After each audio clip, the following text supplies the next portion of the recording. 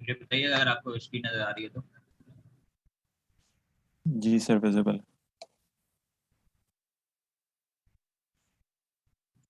Screen आ रही है नजर? जी कासिम भाई। हाँ यस सर। जनाब, तो हमने ये कॉन्ट्रैक्ट स्टार्ट किया था। जो कॉन्ट्रैक्ट हमने लिखा हुआ है, ऑब्वियसली अगर आप अभी लिखेंगे तो इसमें कुछ चेंजेस करनी पड़ेंगे आपको, ठीक है। और इसमें जो है वो आया 721 और 65 जो है, उसके अलावा सिक्स मैथ की जरूरत नहीं है, बट ठीक है। अच्छा, तो हमने जो है वो डेटा स्ट्रक्चर ऑलमोस्ट पढ़ लिया था इसका, ठीक है। इसमें जो है वो स्टेट मैनेजमेंट किस तरह से हो रही है और किस किस चीज़ों पे स्टेट मैनेजमेंट हो रही है, ठीक है। यहाँ तक कोई सवाल है?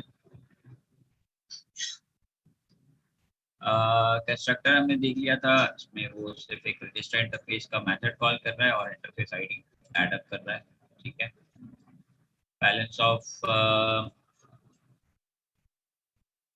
ओनर टोकन्स की लेंथ लेके जा रहा है। ये भी मेरे ख्याल से हमने देख लिया था, बैलेंस ऑफ और ओनर ऑफ। सर एक चीज पूछना चाह रहा था, वो जो इंटरफेस की आईडी है वो क्या हमारे पास कोई प्री डिफाइंड वेरिएबल्स हैं या कोई जो हमें ये बताते हैं? ये जो प्री डिफाइंड वेरिएबल हमने यहाँ पे डिफाइन किया हुआ है ना, ये इंटरफेस आईडी या IERT 721, और ये फिक्स है। ये सर ये कैसे हमें मिली, यानी एक 721 की या अलग, हर एक की अलग अलग होगी? हम जब ये फार्मूला क्यों? हमने डिफाइन किया हुआ है कि इस तरह से ही निकला है। पहले उन्होंने जो है वो सारे जो इंटरफेस के मेथड्स हैं उसका बाइट फॉर्म लिया है, ठीक है। ठीक है, 256 में कन्वर्ट करके तो बेसिकली क्या गया है कि ये हैश जो इसमें जो हैश की कोड में आपने लिखा हुआ है ना, जी स्ट्रिंग, जी उस स्ट्रिंग को की कैट में उन्होंने जो है वो की कैट लिया, उसका की कैट एक हैश बन जाएगा इसका, ठीक है। जी जी, और उस उसे हैश में बाइट्स से फॉर्म। बाइट्स 4 ले लिए हैं, यानी कि 4 बाइट ले लिए, बाकी सब खत्म कर दिए। तो वो 4 बाइट का जो आपके पास आउटपुट आएगा वो ये आएगा, ठीक है। ये 4 बाइट्स का जो आपके पास ये 4 बाइट्स की जो आउटपुट आ रहा है वो सारे यहाँ पे दिए हैं। उसके बाद उन्होंने जॉर का एक ऑपरेटर लगाया है और इसको जो है वो एक्चुअल में क्या किया है, उसको प्लस कर लिया, ठीक है। जॉर का ऑपरेटर लगा के आपके पास ये आ गई और ये एक्चुअल में जो है इसकी इंटरफेस आईडी बना दी उन्होंने। दैट्स इट, बहुत सिंपल सा काम किया हुआ है। ठीक सर, राइट, थैंक यू। अब आगे जब आप देखेंगे इसके, तो इन्होंने क्या किया हुआ है कि इस क्योंकि ये एक वेरिएबल लिया हुआ है, तो ये जो है वो अपनी स्टेट जो है उसके अंदर ये अपनी जगह लेगा, ठीक है। ये बाइट 4 का जो कैरेक्टर है ये अपनी जगह लेगा, तो उन्होंने क्या किया है इसको अब चेंज कर दिया है, इसको जो है ना वो इस तरह से करके एक मेथड बना दिया, ठीक है। गेट इंटरफेस आईडी का या कुछ इस तरह का मेथड है कांस्टेंट, ठीक है। और उसके अंदर बेसिकली किया गया है कि रिटर्न करवा दिया है, सिर्फ ये रिटर्न करवा दिया है बाइट 4। इससे हुआ क्या कि जब ये बाइट 4 रिटर्न करवाया उन्होंने, तो इससे हुआ क्या कि अब जो स्टेट है ना उसमें कोई वेरिएबल स्टोर नहीं हो रहा, तो आपकी जो स्टेट की स्टोरेज है वो बच गई, ठीक है, फंक्शन की वजह से। समझ में आ रही है ये बात? उन्होंने कुछ इस तरह से कर दिया है गेट इंटरफेस आईडी और उसके बाद इसको प्योर कर दिया है और रिटर्न कर दिया है, पब्लिक है और रिटर्न कर दिए हैं बाइट। सर तो ये हर उसके लिए अलग है इंटरफेस के लिए, या हम पैरामीटर पास करते होंगे तो वो अकॉर्डिंगली वो रिटर्न कर? सर यानी मैं कह रहा था हर इंटरफेस के लिए अलग मेथड है, या पैरामीटर हम पास करेंगे तो वो उस इंटरफेस का मुझे बाइट 4 रिटर्न कर देगा? ये तो लेकिन आप कॉन्ट्रैक्ट लिख रहे हैं किसका, ERC 721 का, तो इसका तो फिक्स है ना ये, जी सर। ठीक है, ये फिक्स ही रहेगा। ERC 721 का जो इंटरफेस है, अनटिल अनलेस क्या है इंटरफेस आप चेंज कर दें, या जो है वो इथेरियम जो है उसके इंटरफेस ERC 721 की जगह वो 722 निकाल ले, कोई नया इंटरफेस निकाल ले, तो वो स्टिल 722 ही लेगा, क्योंकि उसकी जो रिक्वेस्ट है वो नंबर तो चेंज ही हो जाएगा उसको। बहरहाल द थिंग इज कि ये अगर आप कॉन्ट्रैक्ट लिख रहे हैं और वो NFT कॉन्ट्रैक्ट है, ERC 721 को यूज कर रहा है, तो उसका जो जो कोड है वो फिक्स है, ठीक है। और वो किस तरह से ड्राइव हो रहा है ये आपको यहाँ बता दिया है, कि इस तरह से ड्राइव हो रहा है। इसकी लॉजिक ये है, ये नंबर जो है आपका, ये जो बाइट में नंबर आ रहा है आपका, ये नंबर कैसे आ रहा है, ठीक है, ये बता दिया यहाँ पे, ठीक है। तो अब एक्चुअल में अगर वैसे देखा जाए तो इसको स्टोर करने की कोई जरूरत नहीं है, ऐसा आपके कॉन्ट्रैक्ट के अंदर इसकी स्टोरेज की कोई जरूरत नहीं है, क्योंकि ये फालतू में जगह घेरेगा, क्योंकि ये तो फिक्स कांस्टेंट है। अब कांस्टेंट के लिए क्या किया जा रहा है कि उसके फंक्शन बना देते हैं, कांस्टेंट के फंक्शन बना देते हैं और फंक्शन से आप ले लेते हैं, ठीक है। अब फंक्शन का नाम आप कुछ भी रख दें, आप गेट इंटरफेस आईडी रख दें, या इसी तरह से आप जिस तरह से यहाँ पे लिखा हुआ है इसी तरह से कर दें इसको, इट डजंट मैटर। यानी सर ये डेवलपर जो है उसकी जिम्मेदारी है, राइट? सॉरी, डेवलपर की जिम्मेदारी है कि ये फंक्शन बनाए, या ये सॉलिडिटी ने दे दिया है हमें? सॉलिडिटी से इसका कोई ताल्लुक नहीं है, ये तो एक मैंने यहाँ पे आप ये जो दिया हुआ है interface ID, this is basically जैसे मैंने आपको बताया था कि ERC-165 एक्चुअली कर क्या रहा है, वो ये बता रहा है कि भाई कौन सा इंटरफेस क्या है। अब रन टाइम पे ईवीएम के अंदर आपको नहीं पता चलेगा कि ये एक्चुअल में ERC-17 जो मैं कॉन्ट्रैक्ट यूज कर रहा हूँ या मैं कॉन्ट्रैक्ट जो एग्जीक्यूट कर रहा हूँ वो ERC-721 का है या नहीं है, ठीक है, NFT कॉन्ट्रैक्ट है या नहीं है। अगर है तो वो इस हैश से पता चलेगा। अगर आपको कोई काम करना है, ठीक है, आपको ही कोई कॉन्ट्रैक्ट या कोई एग्जीक्यूशन करनी है, तो आप ये मतलब मालूम कर सकते हैं कि यार ये जो कॉन्ट्रैक्ट चला है ना, ये NFT कॉन्ट्रैक्ट, कैसे पता चलेगा आपको? इसी कोड के थ्रू पता चलेगा। तो इसलिए ये लगाया जस्ट टू, ये इसलिए रखा हुआ है कि आप रिकग्नाइज कर सकें कि कॉन्ट्रैक्ट जो है वो कौन सा कॉन्ट्रैक्ट है। अब कौन सा कॉन्ट्रैक्ट है ये कैसे पता चलेगा? उसके इंटरफेस के थ्रू, उसके मेथड्स के थ्रू। जैसे ERC-20 है तो ERC-20 कैसे है, जो उसके इंटरफेस में मेथड डिफाइन है, उसकी वजह से आप कह सकते हैं ना। उसको रिकग्नाइज कैसे करेंगे? किसी को रिकग्नाइज अगर करना है तो उसके बिहेवियर की वजह से रिकग्नाइज करेंगे। तो ERC-20 का एक बिहेवियर है, एक NFT का बिहेवियर है। तो वो बिहेवियर्स कैसे डिफाइन होते हैं? वो बिहेवियर डिफाइन होते हैं मेथड्स के थ्रू। नहीं सर, वो तो मैं अंडरस्टैंड कर गया। वो हमें 165 यही कहता है, अगर आप मल्टीपल कर रहे हैं तो आप उनके दरमियान ऑरिंग कर देते हैं, ताकि आपको पता चल सके कि आपने 721 को भी इम्प्लीमेंट किया और वो सारों को इम्प्लीमेंट किया।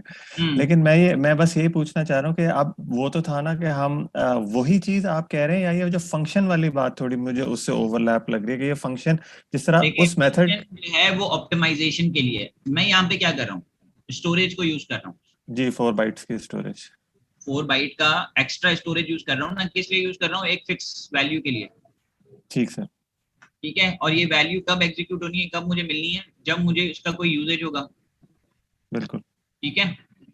बेसिकली होगा क्या, एक्चुअल में होगा ये कि ये इसका भी एक तो ये स्टोरेज में भी रखेगा और इसका एक गेटर मेथड भी बना देगा। जी जी।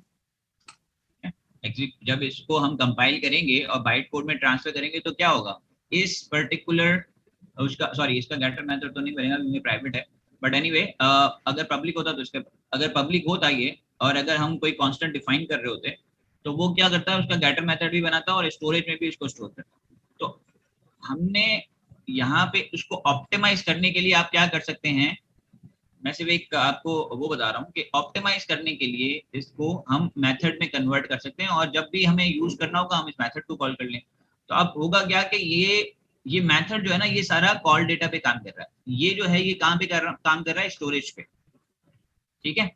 मेथड में जो भी वैल्यू आएगी वो कॉल डेटा में आएगी, जो एग्जीक्यूशन होगी उसी वक्त की मेमोरी यूज करेगा और उसको खत्म कर देगा, डिस्ट्रॉय हो जाएगा। जबकि ये बेसिकली क्या होगा, स्टोरेज में सेव होके जाके। तो आपके कॉन्ट्रैक्ट की जो आपका कॉन्ट्रैक्ट जो है वो एक्स्ट्रा स्टोरेज जो है वो कंज्यूम कर रहा है, ठीक है। तो उसको ऑप्टिमाइज करने के लिए मैंने यहाँ पे आपको ये बताया है कि इसको फंक्शन के थ्रू भी आप यूज कर सकते हैं, क्योंकि काम वही करेगा। सर इन दोनों में से कोई एक ऑप्शन यूज करेंगे ना, और ऑप्टिमाइजेशन के लिए बेटर ये है कि हम फंक्शन को यूज करें। सॉरी थोड़ा सा कौन बोल रहे हैं? फातिमा जी, फातिमा थोड़ा सा आप डाउट बोलेंगी, मुझे आवाज नहीं है आपकी। सर मैं ये बेसिकली कह रही थी कि इन दोनों में से एक चीज हम इस्तेमाल करेंगे, और स्टोरेज लेवल पे अगर हम करेंगे मतलब बाइट्स वाला। मैं ये कह रहा हूँ कि कोई एक चीज, अगर मैं इसको कमेंट आउट कर देता हूँ तो मैं ये यूज कर सकता हूँ, ठीक है। और मैं यहाँ पे इसके इसमें जाके आपके रजिस्टर इंटरफेस के अंदर, इंटरफेस ERC-721 के अंदर मैं इसको कॉल कर दूँ, दैट्स इट। लेकिन सर दोनों यहाँ पे यूज हो रहा है, उसके लिए मुझे एक स्टोरेज का वेरिएबल बनाना पड़ रहा है जो कि एफिशिएंट नहीं है। तो इसके लिए मैं यहाँ पे एक फंक्शन बना सकता हूँ और फंक्शन में उसको यूज कर लूँ, तो मेरे पास जो है वो सिर्फ कॉल डेटा पे ये सारी चीजें यूज होगी, स्टोरेज कोई भी नहीं। ठीक है, समझ में आ रही है बात? जी सर। तो ये चीजें जो है ना आपको, ये छोटी छोटी चीजें आपको जब आप अपना कॉन्ट्रैक्ट लिखेंगे और आप अपना कॉन्ट्रैक्ट पब्लिश कर रहे होंगे और जब आप उसको गैस और जब आप इसकी कॉस्ट देख रहे होंगे, तब ये छोटी छोटी चीजें बहुत इंपॉर्टेंट है जो आपकी गैस की कॉस्ट जो है ना वो कम करने की, आपकी जो है वो डिप्लॉयमेंट की कॉस्ट कम कर देंगी। तो इसके लिए जो है ये छोटी छोटी चीजें आपको ऑप्टिमाइज करनी पड़ेंगी। जब भी आप कॉन्ट्रैक्ट डिप्लॉयमेंट कर रहे होंगे तो उसमें ये चीजें जो है ना वो बहुत इंपॉर्टेंट हो जाएगी कि आप जो है वो जितना एक एक बाइट जो है या 4 बाइट भी अगर आप बचा लेते हैं तो ऑब्वियसली उस पर गैस पे इफेक्ट पड़ेगा उसका। ठीक है, आगे चलते हैं। लेकिन सर एक कॉन्ट्रैक्ट में इसको हमेशा कॉल तो होना ही होना कि हमने जज करना है कि ये 721 है आइदर या ERC 20 है, तो इस मेथड के तहत हमने एक दफा तो उसको कॉल करना है। तो चाहे हम कांस्टेंट रखें या चाहे फंक्शन करें, एक दफा तो हमने उसको कॉल कराना है कि यार ये कौन सा कॉन्ट्रैक्ट है, ऐसे ही सर? हाँ, लेकिन देखिए कांस्टेंट अगर आप रखेंगे ना तो वो स्टोरेज में सेव होगा ना उसकी। नहीं वो ठीक है सर, लेकिन एक दफा उसने कॉल आप होना है storage कि यार बचा मैं रहे हैं यहाँ पे। हम्म, तो कहने का मकसद ये है कि आप कांस्टेंट रखें या फंक्शन बनाएं, फंक्शन में ये है कि आप इसको ऑप्टिमाइज कर लेते हैं और स्टोरेज बचा लेते हैं, दैट्स इट, बस इसका और कोई ज्यादा कोई। ठीक है अच्छा सर, थोड़ा सा ऊपर करते हैं सर। जी। अच्छा सर, ये जो कैलकुलेट हुआ है ये वाला कांस्टेंट जो अभी आप बता रहे हैं बाइट 4 वाला, अच्छा ये कैलकुलेट हुआ है जो हम मेथड या फंक्शन जो हम कॉन्ट्रैक्ट में यूज कर रहे हैं, जैसे बैलेंस ऑफ है, ऑनर ऑफ है, अप्रूव है, गेट अप्रूव्ड है। अच्छा सर, फर्ज करें हम कॉन्ट्रैक्ट में कोई एक मेथड या एक फंक्शन यूज नहीं करते, तो फिर सर ये हमें वो निकाल के बाकी फिर कैलकुलेट करना पड़ेगा? नहीं मेरा ख्याल ये इंटरफेस है। नहीं नहीं, ये जो इसकी बाइट में ये इसकी आइडेंटिटी ले रहा है ना, इसको ये हैशिंग कर रहा है, ये बेसिकली क्या कर रहा है, हैशिंग कर रहा है पूरे इंटरफेस। ये पूरा इंटरफेस हैश हो गया ये। जी जी सर, सर ये जो निकला है ना ऊपर जो मेथड है ये बैलेंस ऑफ, आप ऑनर इस ऑफ। हैश से कंपेयर करेंगे इस इंटरफेस को तो आपको पता चल जाएगा कि भाई ये ERC 721 का यही हैश आएगा ऑलवेज। नहीं सर, अगर फर्ज करें हम कोई एक मेथड मिस कर अगर देते आप हैं कुछ चेंज करेंगे तो नहीं, ऑब्वियसली मिस नहीं कर सकते सर। इसमें जो है ना वो जितने भी इंटरफेस इसने फंक्शन डिफाइन किए ये लाजमी करने हैं। अच्छा, अगर हम फर्ज करें कोई नया फंक्शन ऐड कर देते हैं फिर हमें वो भी ऐड करना पड़ेगा या सिर्फ यही इंटरफेस चलेगा? में तो ऐड नहीं ना होगा, इंटरफेस तो स्टैंडर्ड है, वो इंटरफेस तो सेम रहना। क्यों सर? सर जी, इंटरफेस जो है आपका सेम रहेगा क्योंकि इंटरफेस में आपके सिर्फ वो मेथड्स हैं जो एक्चुअल में इम्प्लीमेंट होने हैं, दैट्स इट। अच्छा आप अपने कॉन्ट्रैक्ट में चाहे जितने मेथड ऐड अप करते हैं उससे कोई फर्क नहीं पड़ता। अच्छा, जैसे हमने अभी यानी किए ये हुए यहाँ पे बहुत सारे मेथड ऐड किए हैं जो कि इंटरफेस में नहीं है। ठीक है, ठीक है, इंडेक्स ऑफ जो है अगर आप यहाँ देखें तो भाई इंडेक्स ऑफ तो है ही नहीं यहाँ पे। ठीक ठीक है, ठीक है। लेकिन हमने ऐड अप किया हुआ है, हम्म, हमने यहाँ पे इंडेक्स ऑफ का मेथड बनाया और भी बहुत सारे मेथड बनाए हुए। ठीक है, तो आप कॉन्ट्रैक्ट में कुछ भी मेथड बना सकते हैं, वो उससे कोई फर्क नहीं पड़ता। बट ठीक है। इंटरफेस जो है वो आपका स्टैंडर्ड है, EIP स्टैंडर्ड के अंदर आपकी ERC 721 में डिफाइंड हुआ है कि भाई ये अगर इंटरफेस होगा तो वो कॉन्ट्रैक्ट इन सारे मेथड्स को अगर इम्प्लीमेंट किया होगा तो वो कॉन्ट्रैक्ट ERC 721 कहलाएगा, अदरवाइज वो कहलाएगा ही क्योंकि ऑब्वियसली उसने इंटरफेस को इम्प्लीमेंट ही नहीं किया। अच्छा कासिम भाई, एक चीज ऐड करूंगा मैं, जो कांस्टेंट वेरिएबल होते हैं ना, सॉलिडली उसके लिए स्टोरेज ऑक्यूपाइड नहीं करते, सही है? वो मेरे हिसाब से वो बाइट कोड का हिस्सा बन के डिप्लॉय हो जाते हैं, वो स्टोरेज ऑक्यूपाई नहीं करते जो कांस्टेंट वेरिएबल होते हैं, जो मैंने पढ़ा था। अच्छा, सो कांस्टेंट के लिए हम लोग देख लेते हैं कि भाई स्टोरेज, ओके चेक कर लेते हैं जैसे भाई की सॉलिडिटी।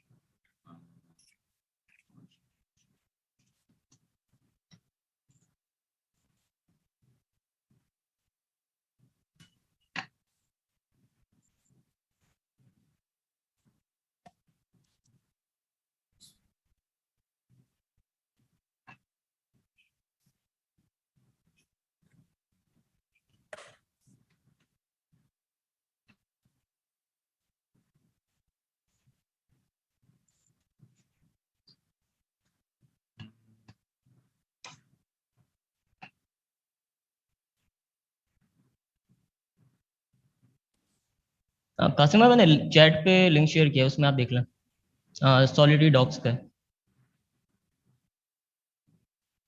कौन सी चैट पे, यहीं पे? जी चैट पे।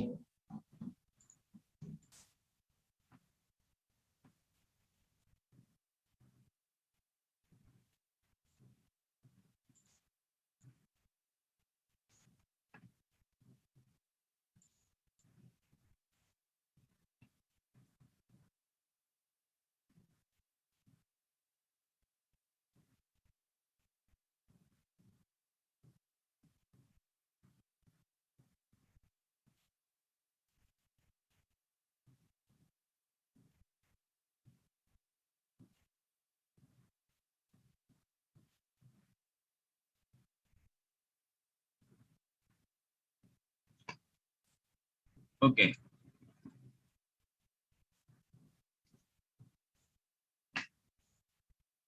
तो चलें, ये बात मुदस्सिर भाई ने क्लियर कर दी है कि कांस्टेंट वेरिएबल जो है वो होगा क्या कि कांस्टेंट जो आपने डिफाइन की है इसकी वैल्यू यहाँ पे लिख देगा, जहाँ पे मैं यहाँ पे यूज कर रहा हूँ, तो यहाँ बेसिकली वो रिप्लेस कर देगा इस वैल्यू को डायरेक्टली, ठीक है, कांस्टेंट। सो लेकिन अगर आप ओपन जैपलिन को, अगर आप अभी आप ERC 721 की ओपन जैपलिन की जो आप देखेंगे तो उसमें उन्होंने क्या किया हुआ है कि इसका मेथड बनाया हुआ है जस्ट टू मेक श्योर कि अगर आपको बाद में भी यूज करना है उसको तो आप उस पे उसको यूज कर सकें थ्रू दिस मेथड। मेरे ख्याल से अगर आप पब्लिक वगैरह करते हैं कांस्टेंट को तो फिर शायद आपको उसकी वैल्यू रखनी पड़ती है, माइट बी। एनीवे, चलिए आगे चलते हैं। इसमें आगे कोई और क्वेश्चन है? ये क्लियर हो गया आपको? यहाँ तक क्लियर है सर। आगे मेटा डेटा का वो फिर कांस्टेंट ले रहा है, वो कैसे? आगे क्या कर रहे हैं सर वो जो आपने पुराना खोला हुआ था ना,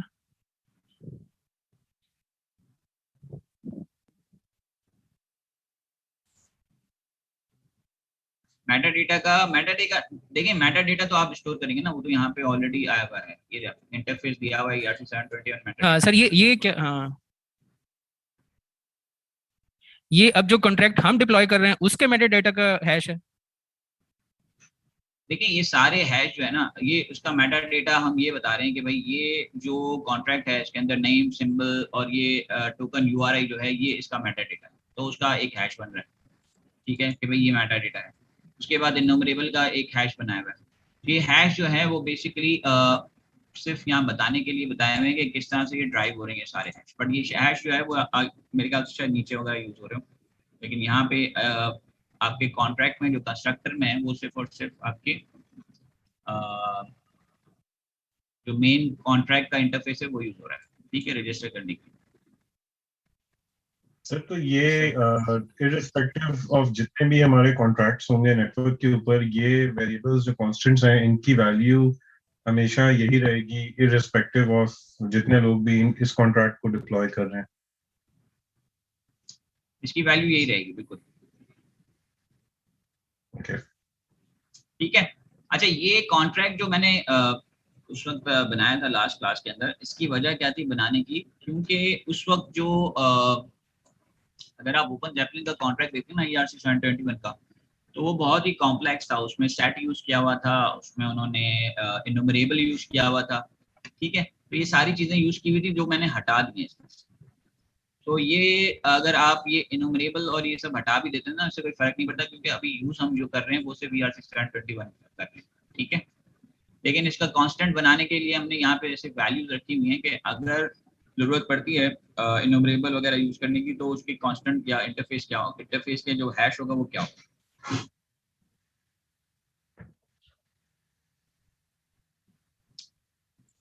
आगे चलें, ओके जनाब। तो सर ये जो एक ही हमने जो कांस्टेंट लिए है वो हमें सारे मतलब फुलफिल कर देगा जो हमारी रिक्वायरमेंट है, क्योंकि बेसिकली हम चाह तो यही रहे हैं कि हम ये जज कर सकें कॉन्ट्रैक्ट कि ये 721 है या ERC 20 रिक्वायरमेंट जो है ना वो सिर्फ इसकी है, हाँ ठीक है। हैश हमारे पास होना चाहिए, रजिस्टर जो करवा रहे हैं 165, ठीक है।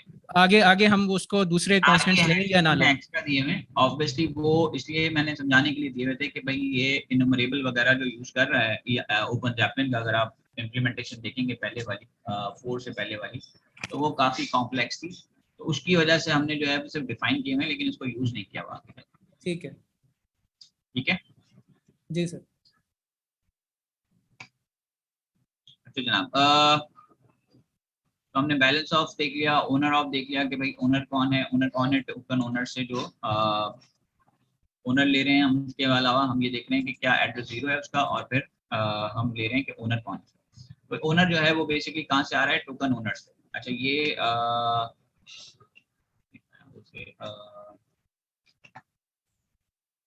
मैं वो प्रेजेंटेशन भी खोल लेता हूँ इसके साथ। वैसे भाई ये प्रेजेंटेशन का लिंक दे देंगे 1 सेकंड का समझिए।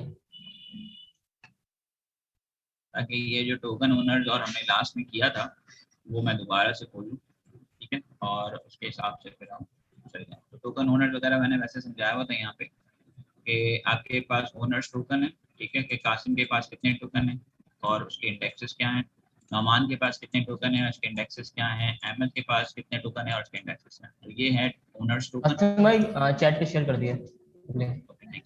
अच्छा ओनर टोकन इंडेक्स क्या है, उसके अंदर बेसिकली हम ये बता रहे हैं कि कासिम का जो पहला नंबर का टोकन है वो किस इंडेक्स पे, ठीक है, और उसके बाद टोकन ओनर्स क्या है कि टोकन का ओनर कौन, 1 टोकन का कासिम ओनर है, 2 का कासिम ओनर है, 3 का कासिम ओनर है, 4 का कासिम ओनर है, 5 का नुमान है, 6 का नुमान है। उसके बाद हमारे पास टोकन अप्रूवल है कि टोकन नंबर 1 का अप्रूवल कौन है, ठीक है, अप्रूवल कौन है उसका, मुदस्सिर है 1 और 4 का, उसके अलावा 5 का एमन है और 6 का एमन है। तो ये वो हैं जो ये 1 और 4 जो है ये जो कासिम ने मुदस्सिर को दिए में अप्रूवर एज एन अप्रूवर के भाई मुदस्सिर जो है ये 1 और 4 को ट्रांसफर कर सकता है। इसके अलावा 5 जो है नौमान ने अहमद को दिया हुआ है और 6 जो है वो अहमद को दिया हुआ है कि वो अप्रूव कर सकते हैं, ठीक है। और उसके अलावा जो है ये हमारे पास ऑपरेटर अप्रूवल्स था कि मुदस्सिर के पास हम चाहें, कासिम अगर चाहे तो बेसिकली यहाँ से इसको रिमूव, अगर यहाँ से फॉल्स हो गया तो बाकी की ये जो इसके पास ओनरशिप है वो भी खत्म हो जाएगी, ठीक है, तो उसको वो आगे चेक करें। तो अब यहाँ पे मैं आ जाता हूँ और टोकन ओनर में क्या होगा, टोकन आईडी जाएगी और उसके अगेंस्ट में ओनर आ जाएगा, ठीक है, और टोकन ओनर्स के अंदर वो ये चेक कर लेगा कि ओनर कोई है या नहीं है। अच्छा ये हो सकता है कि एड्रेस 0 हो यानी कि वो डिलीटेड हो सकता है कि उस टोकन को हमने उसने वापस कर दिया और टोकन का भी कोई ओनर ना हो, इट इज पॉसिबल, राइट। अच्छा उसके बाद इंडेक्स ऑफ है, इंडेक्स ऑफ में बेसिकली वो क्या कर रहा है, ओनर ले रहा है और टोकन आईडी ले रहा है। वो ये कह रहा है कि इस ओनर का ये जो टोकन है ये इंटरनली यूज के लिए है इंडेक्स ऑफ, कि मुझे ये पता चल जाए कि मैं अगर मुझे कोई मैनिपुलेशन करनी है तो मैं किस टोकन आईडी, इस ओनर के किस टोकन पे, यानी कि इस ओनर के इस टोकन पे मैं किस इंडेक्स पे जाके उसको चेंज कर सकता हूँ, ठीक है। तो ये बेसिकली क्या कर रहे हैं, टोकन आईडी और ओनर ले रहा है और ओनर टोकन इंडेक्स में से ओनर और टोकन आईडी के अगेंस्ट में क्या कर रहा है, वापस कर रहा है, ठीक है। तो हमने यहाँ पे इसको देख लिया था लास्ट क्लास में। अच्छा token of owner by index, हम ये देख रहे हैं कि अगर मैं इंडेक्स दूं तो मुझे टोकन मिल जाए, ठीक है। तो यहाँ पे क्या क्या कर रहा हूँ, मैं ओनर दे रहा हूँ, इंडेक्स दे रहा हूँ, तो मुझे क्या मिल रहा है, टोकन मिल रहा है। यहाँ पे मैं क्या कर रहा हूँ, ओनर और टोकन दे रहा हूँ तो मुझे इंडेक्स मिल रहा है, ठीक है जी। उसके बाद नेम सिंबल है, टोटल सप्लाई है, ये सिंपल गेटर मेथड्स हैं। अच्छा ये पहला अप्रूव का मेथड आ गया, ठीक है, फंक्शन में अप्रूव का मेथड है, इसमें बेसिकली पैरामीटर क्या ले रहा है, 2 और टोकन आईडी। 2 का मतलब है कि किसको हमें अप्रूवल का किसको देना है, ठीक है, और वर्चुअल ओवरराइड वगैरह वो है। इसमें ओनर्स मैंने पहले चेक कर लिया कि इस टोकन आईडी का जो ओनर है, ठीक है, ओनर ऑफ को मैंने चेक कर लिया कि भाई इसका ओनर कौन है। उसके बाद मैं उसको चेक करवा रहा हूँ कि 2 जो है वो ओनर है या नहीं है, वो नहीं होना चाहिए, ठीक है, वो अपने आप को ही अप्रूवल नहीं बना सकता, वो तो ओनर ही है।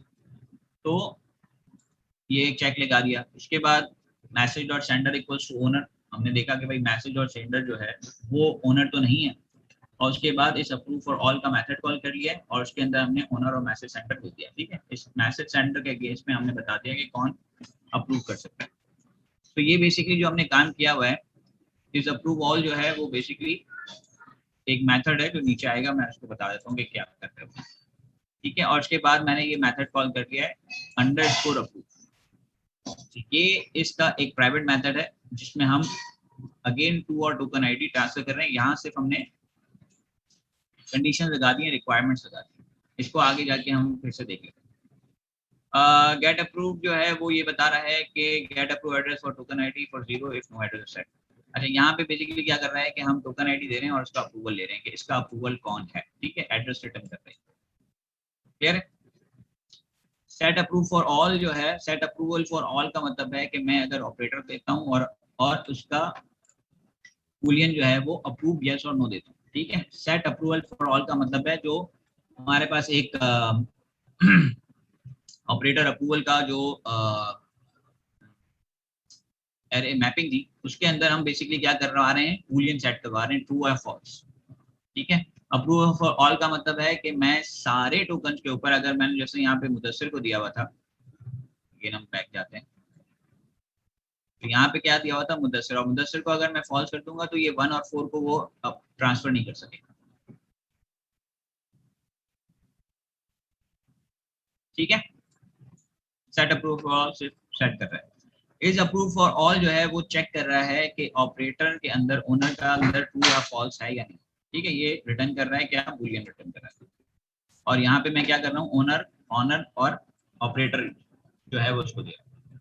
ओनर जो है, अगर हमारे केस में जो हमने डेटा रखा हुआ है उसके केस के अंदर ओनर कौन होगा, ठीक है, ऑनर कौन होगा, यहाँ पे कासिम होगा और ऑपरेटर कौन होगा, मुदस्सिर, ठीक है। तो इसके अगेंस्ट में वो हमें रिटर्न कर देगा ट्रू या फॉल्स।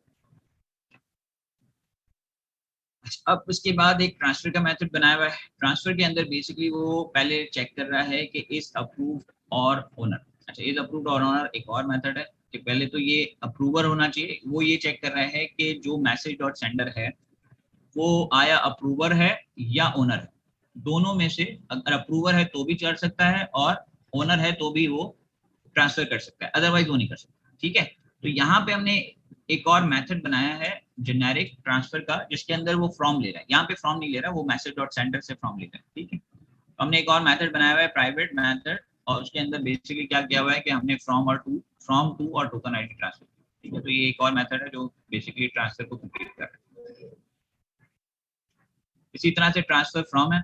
ट्रांसफर फ्रॉम का मतलब है कि कौन करेगा, अप्रूवर करेगा, ठीक है। तो अगेन वो इज अप्रूवर और ओनर को चेक कर रहा है, मैसेज डॉट सेंडर और टोकन आईडी का एक रिक्वायर्ड लगा हुआ है, और उसके बाद नीचे हमने क्या किया हुआ है, ट्रांसफर किया हुआ है। तो ये ट्रांसफर का मेथड और ये ट्रांसफर इवेंचुअली बेसिकली होना क्या है कि ट्रांसफर ही होना है।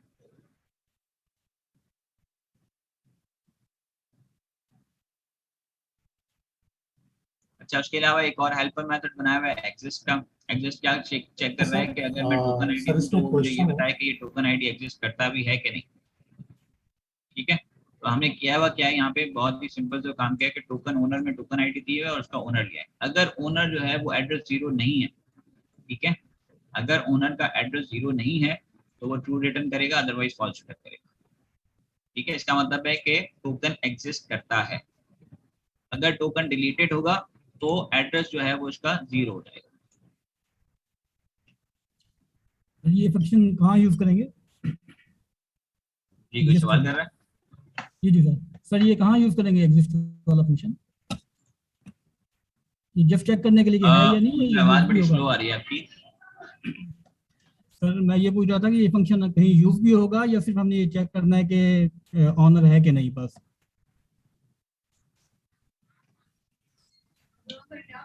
नहीं आ रही मुझे आवाज। आप लोगों को आ रही है आवाज इनकी? जी सर आ रही।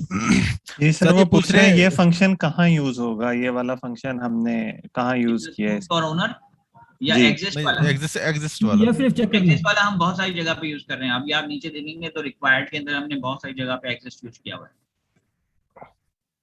ठीक है। अब ये एक्चुअल फंक्शन जो है शुरू होने वाले हैं ना, वो अंडरस्कोर वाले हैं जहाँ पे हम काम कर रहे होंगे, ठीक है। जैसे ये मिंट है सर, इसमें एक चीज क्या होगा कि नया टोकन बनेगा। क्वेश्चन है जी सर, एक क्वेश्चन उसके हवाले से था कि जो ट्रांसफर के फंक्शंस हैं उसमें स्टैंडर्ड के अंदर transfer from safe transfer from. I think speaker में कोई प्रॉब्लम है, I am not able to hear you clearly.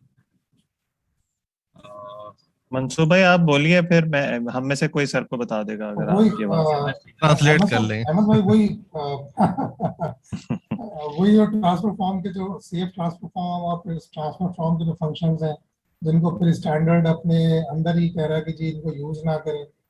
अच्छा अच्छा, मैं थोड़ा समझ गया हूँ, मैं कोशिश करता हूँ, आप मुझे बता दीजिएगा। ये सर वही एक क्वेश्चन है अहमद भाई। जी जी अहमद जी, भाई वही क्वेश्चन है जो वहाँ पे डेटा और वो कह रहा था बिल्कुल वो restricted और भी इसका है। वही क्वेश्चन सर है वो ये। ट्रांसफर फ्रॉम और सेफ ट्रांसफर फ्रॉम, एक तो थोड़ा सा उनमें डिफरेंशिएट, क्योंकि वो ये कहता है कि डिस्करेज किया जाता है ट्रांसफर फ्रॉम को, आप ये कहा जाता है कि सेफ ट्रांसफर फ्रॉम को यूज करें, लेकिन फिर हम बहरहाल ट्रांसफर फ्रॉम को भी इम्प्लीमेंट करते हैं।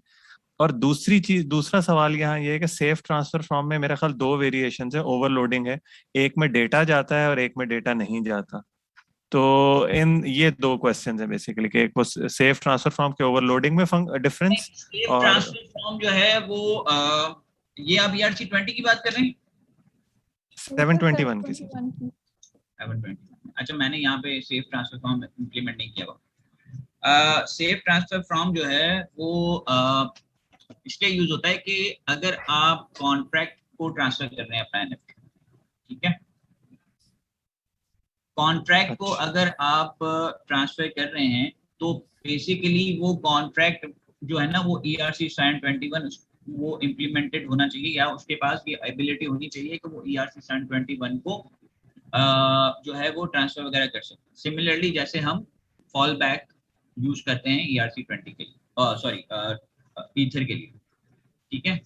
तो इसी तरह से सेफ ट्रांसफर फ्रॉम जो है या सेफ ट्रांसफर जो है या सेफ ट्रांसफर फ्रॉम जो है ये ERC-20 में भी है और आपका इसमें भी है। और इसमें बेसिकली क्या है कि आपका एक रिसीवर जो है ना वो इंटरफेस इम्प्लीमेंट हुआ होता है। तो रिसीवर इंटरफेस जो है वो क्या करता है, उसमें एक मेथड होता है जो बेसिकली ये कर रहा होता है कि अगर ERC-721 आप उसमें एक्सेप्ट कर रहे हैं तो वो रिसीवर मेथड होना चाहिए आपके कॉन्ट्रैक्ट में।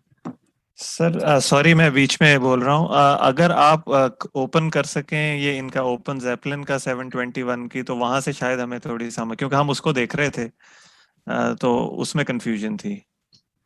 हाँ, उसको अगर आप देखेंगे तो अभी ओपन ज़ेपलिन की इम्प्लीमेंटेशन देखेंगे वो काफी चेंज है, ठीक है। जी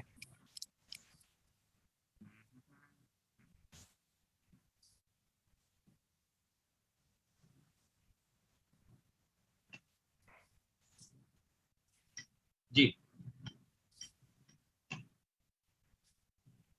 तो अभी आई थिंक गेटअप खुल जी सर, गिटहब पे हमने देखा था।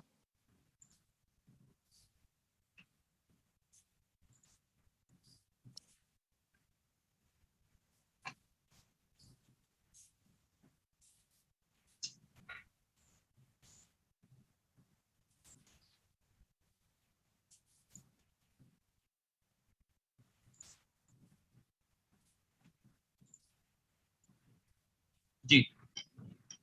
सर वही इसमें अगर आप आएंगे वही सेफ ट्रांसफर फ्रॉम शायद नीचे होगा 136 पे 136 लाइन।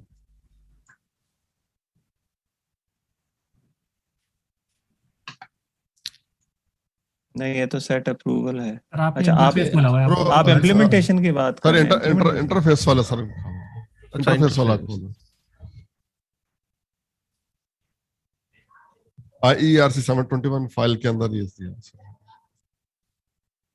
ये तो मैं बता रहा हूँ आपको, वो इंटरफेस चेक कर रहा है ना आपका, ये देखिए ये कॉल बैक कर रहा है वो। क्या कर रहा है वो, ये चेक ERC 721 रिसीव चेक कर रहा है, ठीक है। ये चेक रिसीव करेगा तो ये क्या है कि रिसीवर इंटरफेस आपका इंप्लीमेंट होना चाहिए कॉन्ट्रैक्ट जो रिसीव कर रहा है, अगर वो कॉन्ट्रैक्ट है तो। ये रहा अच्छा, एक चीज मेरी सर, कि वो क्या कर रहा है, टू को रिसीवर के अंदर इंटरफेस में ट्रांसफॉर्म कर रहा है उसको, और वो चेक कर रहा है कि इसमें ऑन ERC 721 रिसीव्ड है या नहीं।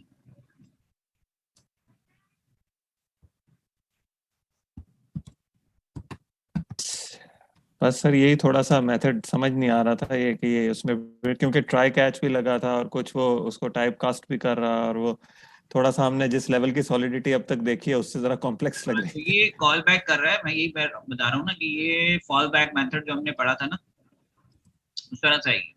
तो ये रिसीवर इंटरफेस जो है ये इंप्लीमेंट होगा आपके उस कॉन्ट्रैक्ट में जो ERC 721 को हैंडल करेगा। साल के तौर पे आपका जो है वो आप कोई यूनिस्वैप या कोई इस तरह का डिसेंट्रलाइज्ड एक्सचेंज बना रहे हैं, और वो NFT या आप बेसिकली क्या बना रहे हैं, NFT प्लेटफॉर्म बना रहे हैं कोई, ठीक है।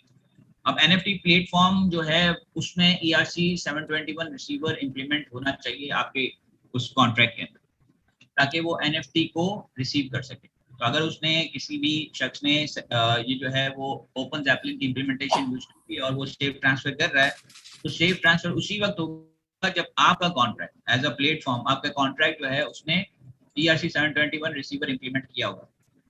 ठीक है, अगर इंप्लीमेंट नहीं किया होगा तो वो ट्रांसफर फेल हो जाएगी। और सर फिर ये सेफ ट्रांसफर फ्रॉम में मेरा ख्याल जी सर कुछ तो समझ आ गई, बाकी दोबारा मैं रिविजिट कर लूंगा इंशाल्लाह इसको। मैं इसको अभी छोड़ रहा हूँ, सेफ ट्रांसफर अभी मैंने नहीं करवाया क्योंकि यहाँ पे हम सेफ ट्रांसफर देखे हैं, वो बेसिकली एक एडेड जो है वो। अब ERC 721 को अगर आप समझ रहे हैं तो अभी फिलहाल सेफ ट्रांसफर को छोड़ दें, क्योंकि वो safe transfer is basically related to जो इसको यूटिलाइज करेगा, जो उस कॉन्ट्रैक्ट को यूटिलाइज करेगा उसको ये काम करेगा। इसलिए वो अभी उसकी कॉम्प्लेक्सिटी में मत जाए, ठीक है ना, उसमें थोड़ा सा बोलता हूँ। तो इसलिए मैं जो है वो उसको यहाँ पे इसको इम्प्लीमेंट भी नहीं किया और इस पे हम चल भी नहीं रहे। जब हम ओपन जैपलिन की बात करेंगे और सेफ ट्रांसफर की बात करेंगे तभी हम काम करेंगे। क्लियर है? और भी सवाल? Thank you sir. सर एक और क्वेश्चन था, ये IRC में ना अप्रूव के नाम का फंक्शन है, उसमें उन्होंने लिखा हुआ है कि only single account can be approved at a time, so approving the zero address clear previous approvals, मतलब एक टोकन ये थोड़ा इसमें आप ओपन जैपलिन को जरूर पढ़ें, ठीक है, लेकिन जब आप वो ERC 20 लिख रहे हैं या ERC 721 को पढ़ रहे हैं तो आप अपना कॉन्ट्रैक्ट ERC 721 का लिखें, दिस इज वेरी इंपॉर्टेंट। ठीक है, तभी आपको जब आप लिखेंगे तो ऑब्वियसली उसमें बहुत सारी चीजें होंगी जो नहीं इंप्लीमेंट की होंगी आपने या आप भूल गए होंगे, फिर आप उसको कंपेयर करें ERC 721 के ओपन जैपलिन के कॉन्ट्रैक्ट के साथ, तो आपको बहुत सारी चीजें जो है ना वो समझ में आ जाएगी। अदरवाइज अगर आप ओपन जैपलिन को वैसे पढ़ेंगे, क्योंकि देखिए कॉन्ट्रैक्ट पढ़ने का भी तरीका होता है, अगर आप कोई स्टैंडर्ड पढ़ रहे हैं तो कोशिश करें कि उसको पहले खुद इंप्लीमेंट करें। जब आपको वो समझ में ना आए या कोई चीज आपको इंप्लीमेंटेशन समझ में नहीं आए तो आप ओपन जैपलिन से देख के उसका फंक्शन जरूर आप देख लें, ठीक है। अगर ट्रांसफर का मेथड आपको देखना है तो देख कैसे इंप्लीमेंट हुआ है। अब उसमें अगर सेफ ट्रांसफर वगैरह के कुछ एक्स्ट्रा मेथड है तो आप उसको एलिमिनेट कर दें, ठीक है, कि वो आप उसमें आप उसकी उसको एब्स्ट्रैक्ट कर दें, एलिमिनेट कर दें, ताकि आप सिंपल सी एक इम्प्लीमेंटेशन दे दें उसको। जब सिंपल सी आप एक इम्प्लीमेंटेशन दे देंगे के बाद आपको ओपन जैपलिन का कॉन्ट्रैक्ट बहुत ज्यादा अच्छी तरीके से समझ में आएगा। टू लर्न दी स्टैंडर्ड्स, कोई अगर आपको सपोज, ये मैं सिर्फ इसके लिए नहीं कह रहा, मैं आपको वैसे भी एक टेक्निक बता रहा हूँ कि अगर आपको यूनिस्वैप का प्रोटोकॉल पढ़ना है तो you need to implement Uniswap protocol, ठीक है। उसका कॉन्ट्रैक्ट आपको खुद लिखें, चंक्स में लिखें उसको। Obviously Uniswap is a big protocol, तो अभी आप उतने बड़े प्रोटोकॉल में ना जाएं, छोटा प्रोटोकॉल लिखें, उसकी एक सिंप्लीफाइड सिंपल इम्प्लीमेंटेशन आप दे दें उसको किसी भी चीज की, चाहे वो 777 हो, चाहे 721 हो, चाहे ERC 20 हो। ERC 20 से शुरू करें, उसकी एक सिंप्लीफाइड इम्प्लीमेंटेशन दें आप। सिंप्लीफाइड इम्प्लीमेंटेशन को फिर आप कंपेयर करें ओपन जैपलिन से, ओपन जैपलिन की स्टैंडर्ड इम्प्लीमेंटेशन, उसमें आप देखेंगे बहुत सारे एक्स्ट्रा मेथड हैं उसके अंदर। वो एक्स्ट्रा मेथड क्यों है तो फिर समझ में आएगा कि वो एक्स्ट्रा मेथड क्यों लगे हुए, क्योंकि बाज दफा बहुत सारे मेथड जो हैं वो इम्प्लीमेंट इसलिए होते हैं कि कोई हैक हुआ होता है, कोई वल्नरेबिलिटी जो है वो आइडेंटिफाइड होती है, उसके अगेंस्ट में कोई ना कोई चीज ऐड की होती है। सो ओपन जैपलिन के कॉन्ट्रैक्ट्स में कोई भी चीज फालतू नहीं है, बट द थिंग इज कि आपके समझने के लिए बहुत सारी चीजें फालतू है। You are going to understand the ERC 721 interface या उसकी इम्प्लीमेंटेशन अगर आप समझ रहे हैं तो उसके लिए अगर आप समझ रहे हैं तो उसमें बहुत सारी चीजें फालतू हैं, ठीक है, सिर्फ समझने के लिए। तो आप अपनी एक इम्प्लीमेंटेशन दें जो बहुत ही कंसाइज हो, सिंपल हो। समझ में आ रही है बात? जी सर। ठीक है, तो अगर मैंने जब ये पहला कॉन्ट्रैक्ट लिखा था तो उसमें एक्सेस वैक्सेस कुछ भी नहीं था, ये जितने भी हेल्पर मेथड आपको दिख रहे हैं ये कोई भी मेथड नहीं थे, ये बाद में आए मेथड। ये बाद में जब मुझे जिस हिसाब से जरूरत पड़ती गई है मैंने एक्स्ट्रा मेथड्स ऐड अप कर दिए, क्योंकि एक्सेस जो है वो मल्टीपल टाइम मल्टीपल जगह पे यूज हो रहा है। जैसे इज अप्रूव्ड ओनर के अंदर मैं एक्सेस यूज कर रहा हूँ, अगर मैं मिंट करूंगा तो मिंट के अंदर देखिए, मिंट के अंदर क्या हो रहा है यहाँ पे, मिंट के अंदर मैंने क्या किया हुआ है, सिर्फ टू एड्रेस चेक करा है, सप्लाई के अंदर ऐड किया हुआ है और ऐड टोकन का एक मेथड कॉल कर लिया, ठीक है। शुरू में मैंने मिंट के अंदर ही टोकन लिख दिया था, उसके बाद मैंने इस मेथड को रिफैक्टर किया और एक और मेथड बना दिया। सो दिस इज हाउ यू, इस तरह से आप कितने आएंगे। पहले आप एक फंक्शन में सारी इंप्लीमेंटेशन दे देंगे, फिर आप उस इंप्लीमेंटेशन में जहां पे देखेंगे कोई रिपीटेड कोड है उसको आप एक और फंक्शन में तोड़ देंगे। तो ये ऐड टोकन एक्चुअली कर क्या रहा है, ये ऐड टोकन बहुत सारे काम कर रहा है। तो ऐड टोकन में अगर आप जाएंगे तो अगेन वो एग्जिस्ट चेक कर रहा है कि टोकन पहले से एग्जिस्ट नहीं होना चाहिए, ठीक है। उस टोकन का कोई ओनर भी नहीं होना चाहिए, जो ओनर है, ठीक है, ये पहले किसी ओनर ऑलरेडी ओन टोकन, इस टोकन को अगर वो टोकन एग्जिस्ट करता नहीं करता, ठीक है, तो भी, और अगर वो एग्जिस्ट करता है और इसी ओनर का नाम नहीं होना चाहिए, उसके बाद वो जा रहा है असाइन ओनर टू टोकन। ये टोकन ओनर में उसने टोकन ऐड किया, ओनर्स टोकन में उसने पुश किया, पुश का मतलब है उसने एक और इंडेक्स ऐड अप कर दिया इसके अंदर, ठीक है। और उसके बाद एक नया इंडेक्स उसने गेट किया लेंथ -1 करके, ये न्यू इंडेक्स किया है और उसके ओनर टोकन इंडेक्स में डाल दिया न्यू इंडेक्स, और फिर रिटर्न कर दिया। तो ये ऐड टोकन के अंदर उसने सारे जितनी भी मैपिंग है उसके अंदर सारे के सारे टोकन ऐड करवा दिए, ठीक है। हमारी बात यहाँ पर यस सर, क्लियर है। अब डिलीट टोकन में, अब डिलीट जो है ब्लॉक इन के अंदर डिलीट कुछ नहीं होता, राइट। यू न्यू दैट कि डिलीट कुछ नहीं होता। नल हो सकता है, 0 हो सकता है, लेकिन डिलीट नहीं हो सकता।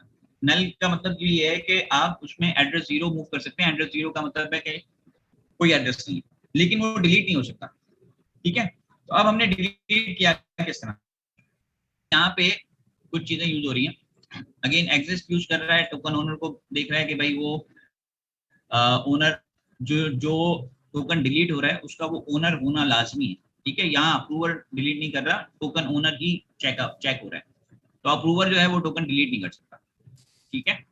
नाउ डिलीट के अंदर वो ओनर चेक कर रहा है, उसका इंडेक्स लेके आ रहा है, इंडेक्स लेने के आने के बाद उसने यहाँ पे क्या किया, more than 1 token swap last. अच्छा, ये जो काम है ना सारा स्वैपिंग वाला, ये काम में थोड़ा सा सोचने में थोड़ा सा कॉम्प्लेक्स है, लेकिन है ये एक्चुअल बबल सॉर्टिंग की जो है ना वो एल्गोरिथम यूज हुआ है यहाँ पे, तो टेक्निक है वो यूज हुई है। स्वैपिंग इज समथिंग जिसमें आप क्या करते हैं कि आपको अगर मूव करना है, एक रॉ है, ठीक है, एक रॉ के अंदर से मुझे तीसरा बंदा रिमूव करना है, ठीक है, तो मैं क्या करता हूँ, उसको स्वैप कर देता हूँ, तीसरे वाले बंदे को स्वैप करता हूँ लास्ट में, और लास्ट वाले बंदे को मूव कर देता हूँ 3rd पोजीशन पे, या लास्ट वाले बंदे को या जो दूसरे बंदे हैं उसके मूव कर देता हूँ, और फिर लास्ट वाला एंट्री निकाल रहा हूँ यहाँ पे। एक्चुअली मैं क्या कर रहा हूँ यहाँ पे, देखें लास्ट टोकन ले रहे हैं यहाँ पे, ओनर टोकन ओनर, और उसकी जो लेंथ है इंडेक्स की उससे मैं लास्ट टोकन ले रहा हूँ उस ओनर का, ठीक है। तो कासिम का अगर मैं लास्ट टोकन बताऊं तो वो क्या है, कासिम का लास्ट टोकन जो था वो 4 था, ठीक है, जो हमारे उसमें है। तो अगर मैं यहाँ पे मैं लास्ट टोकन का वो ले रहा हूँ कि इसका लास्ट टोकन कौन सा है, ठीक है, ओनर्स टोकन के अंदर लास्ट टोकन कौन सा है। उसके बाद मैंने क्या किया है कि जो इंडेक्स है, ओनर का इंडेक्स है लास्ट टोकन इक्वल्स टू कर दिया है, यानी कि यहाँ पे मैंने क्या किया है कि ये इसको थोड़ा सा मैं समझा देता हूँ, नंबर्स के साथ समझा देता हूँ, ओके। तो मैंने लेट्स सपोज कि मैंने कहा है भाई ओनर जो है वो यहाँ पे होगा, और token ID suppose 3 token ID मुझे डिलीट करनी है, एग्जांपल है, ठीक है। यहाँ पे कौन सी आईडी डिलीट करनी है, 3। तो यहाँ पे जब मैं इसका इंडेक्स लेने जाऊंगा तो 3 इंडेक्स जो है वो किस पे है, 3 किस पे है इंडेक्स,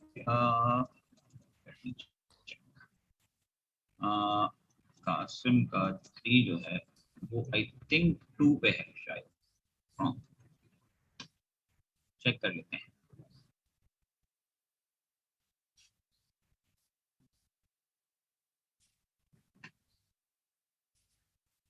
सेकंड,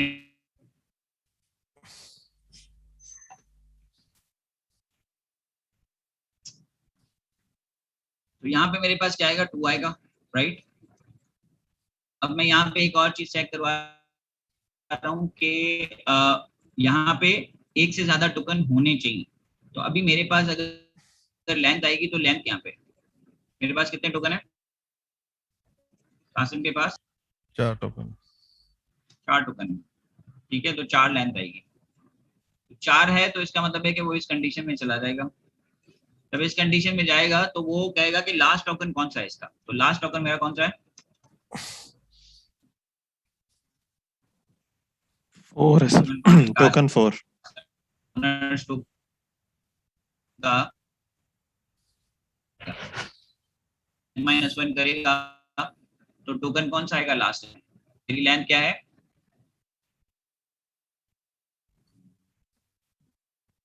लेंथ 4 है सर, 4 लेंथ है, ठीक है। 4 - 1 इक्वल्स टू 3 3 हो जाएगा। इंडेक्स आ जाएगा। ठीक है, मेरे पास क्या है,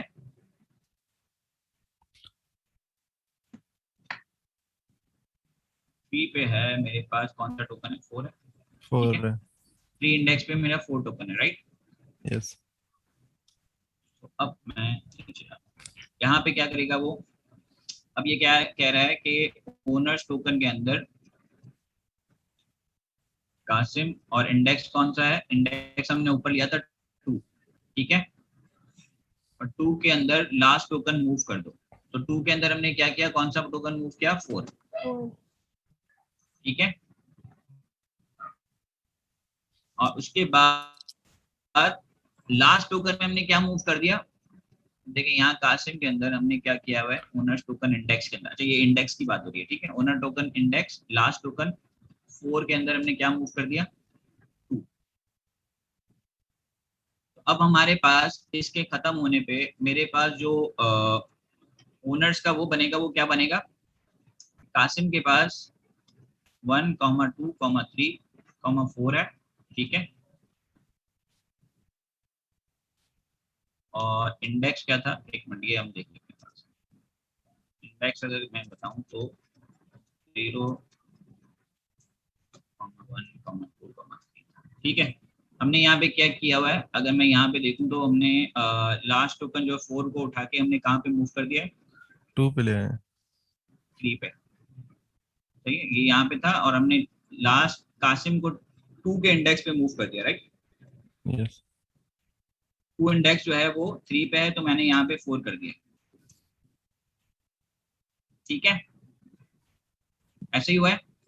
और इंडेक्स के अंदर भी मैंने क्या किया हुआ है, यहाँ पे 2 डाल दिया, तो 2 पे 4 आ गया। अब ये 4 वाली और ये 4 से 3 वाली जो एंट्री है वो बेसिकली कौन सी होगी, डिलीट हो जाएगी, क्योंकि अब मेरा जो टोकन का इंडेक्स है वो किससे क्या हो गया, देखिए मैं यहाँ पे वापस बना देता हूँ उसको।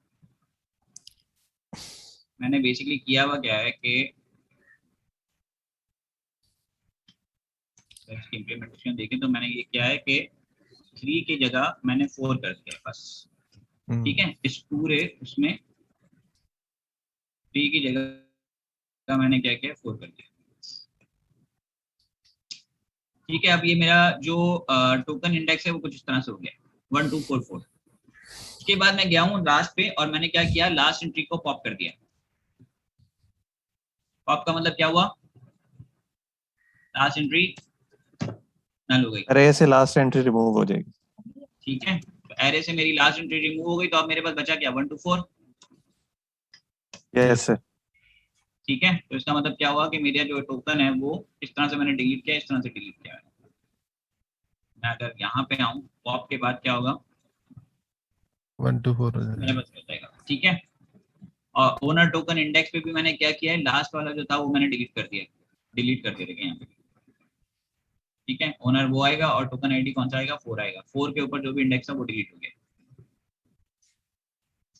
उसके बाद मैं टोकन ओनर्स पे गया हूँ और डिलीट कर दिया मैंने टोकन आईडी। अब टोकन ओनर में जो 1, 2, 3, 4 पे कासिम लिखा हुआ था वो डिलीट हो गया, और उसमें होगा क्या, एड्रेस 0 मूव हो गया होगा 4 पे।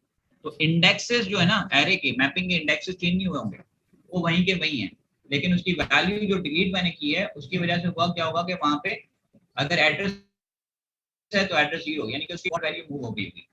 क्लियर है, ये समझ में आया। डिलीट सबसे इंपॉर्टेंट था यहाँ पे समझने के लिए इस पूरे कॉन्ट्रैक्ट में, बाकी सारे तो स्टैंडर्ड हैं, ट्रांसफर वगैरह। Yes sir. ठीक है, आगे चलते हैं। अच्छा जनाब, और अच्छा ट्रांसफर हम देख लेते हैं, मिंट हमने देख लिया, उसके बाद हम ट्रांसफर देख लेते हैं।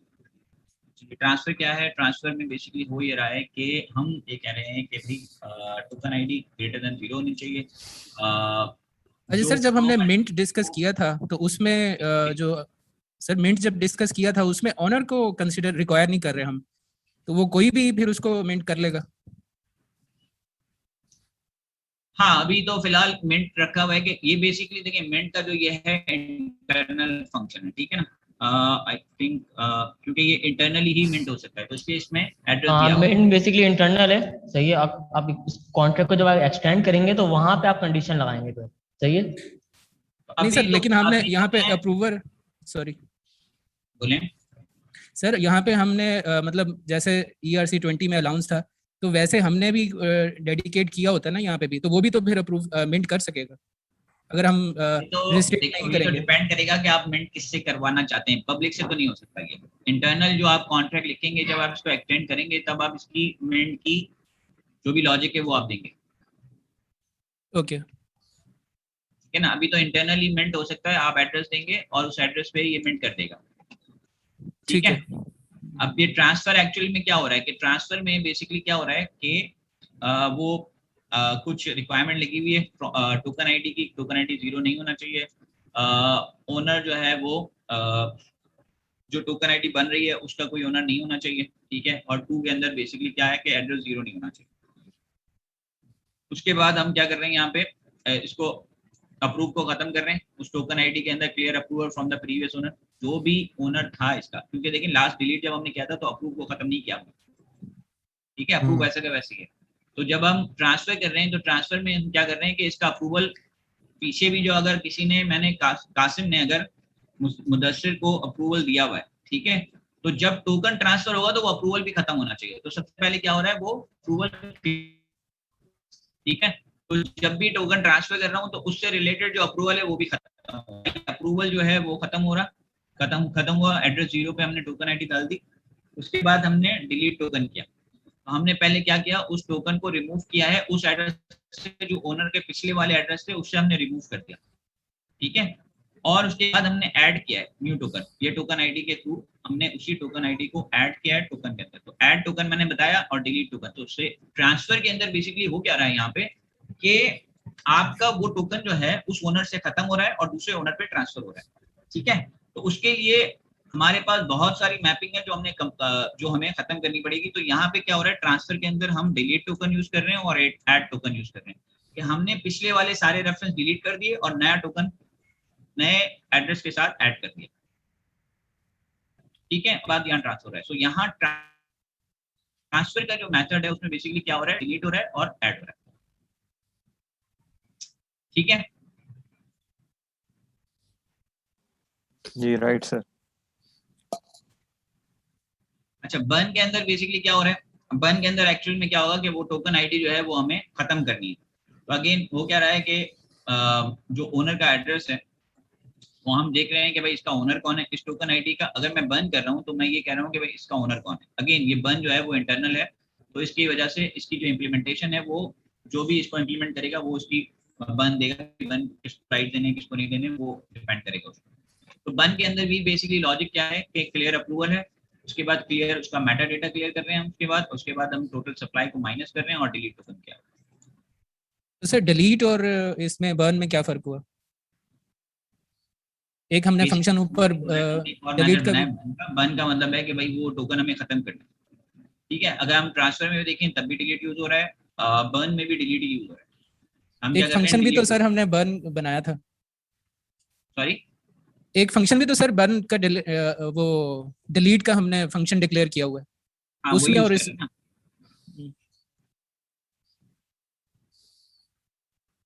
यूज वही कर रहे हैं, डिलीट टोकन यूज कर रहे हैं।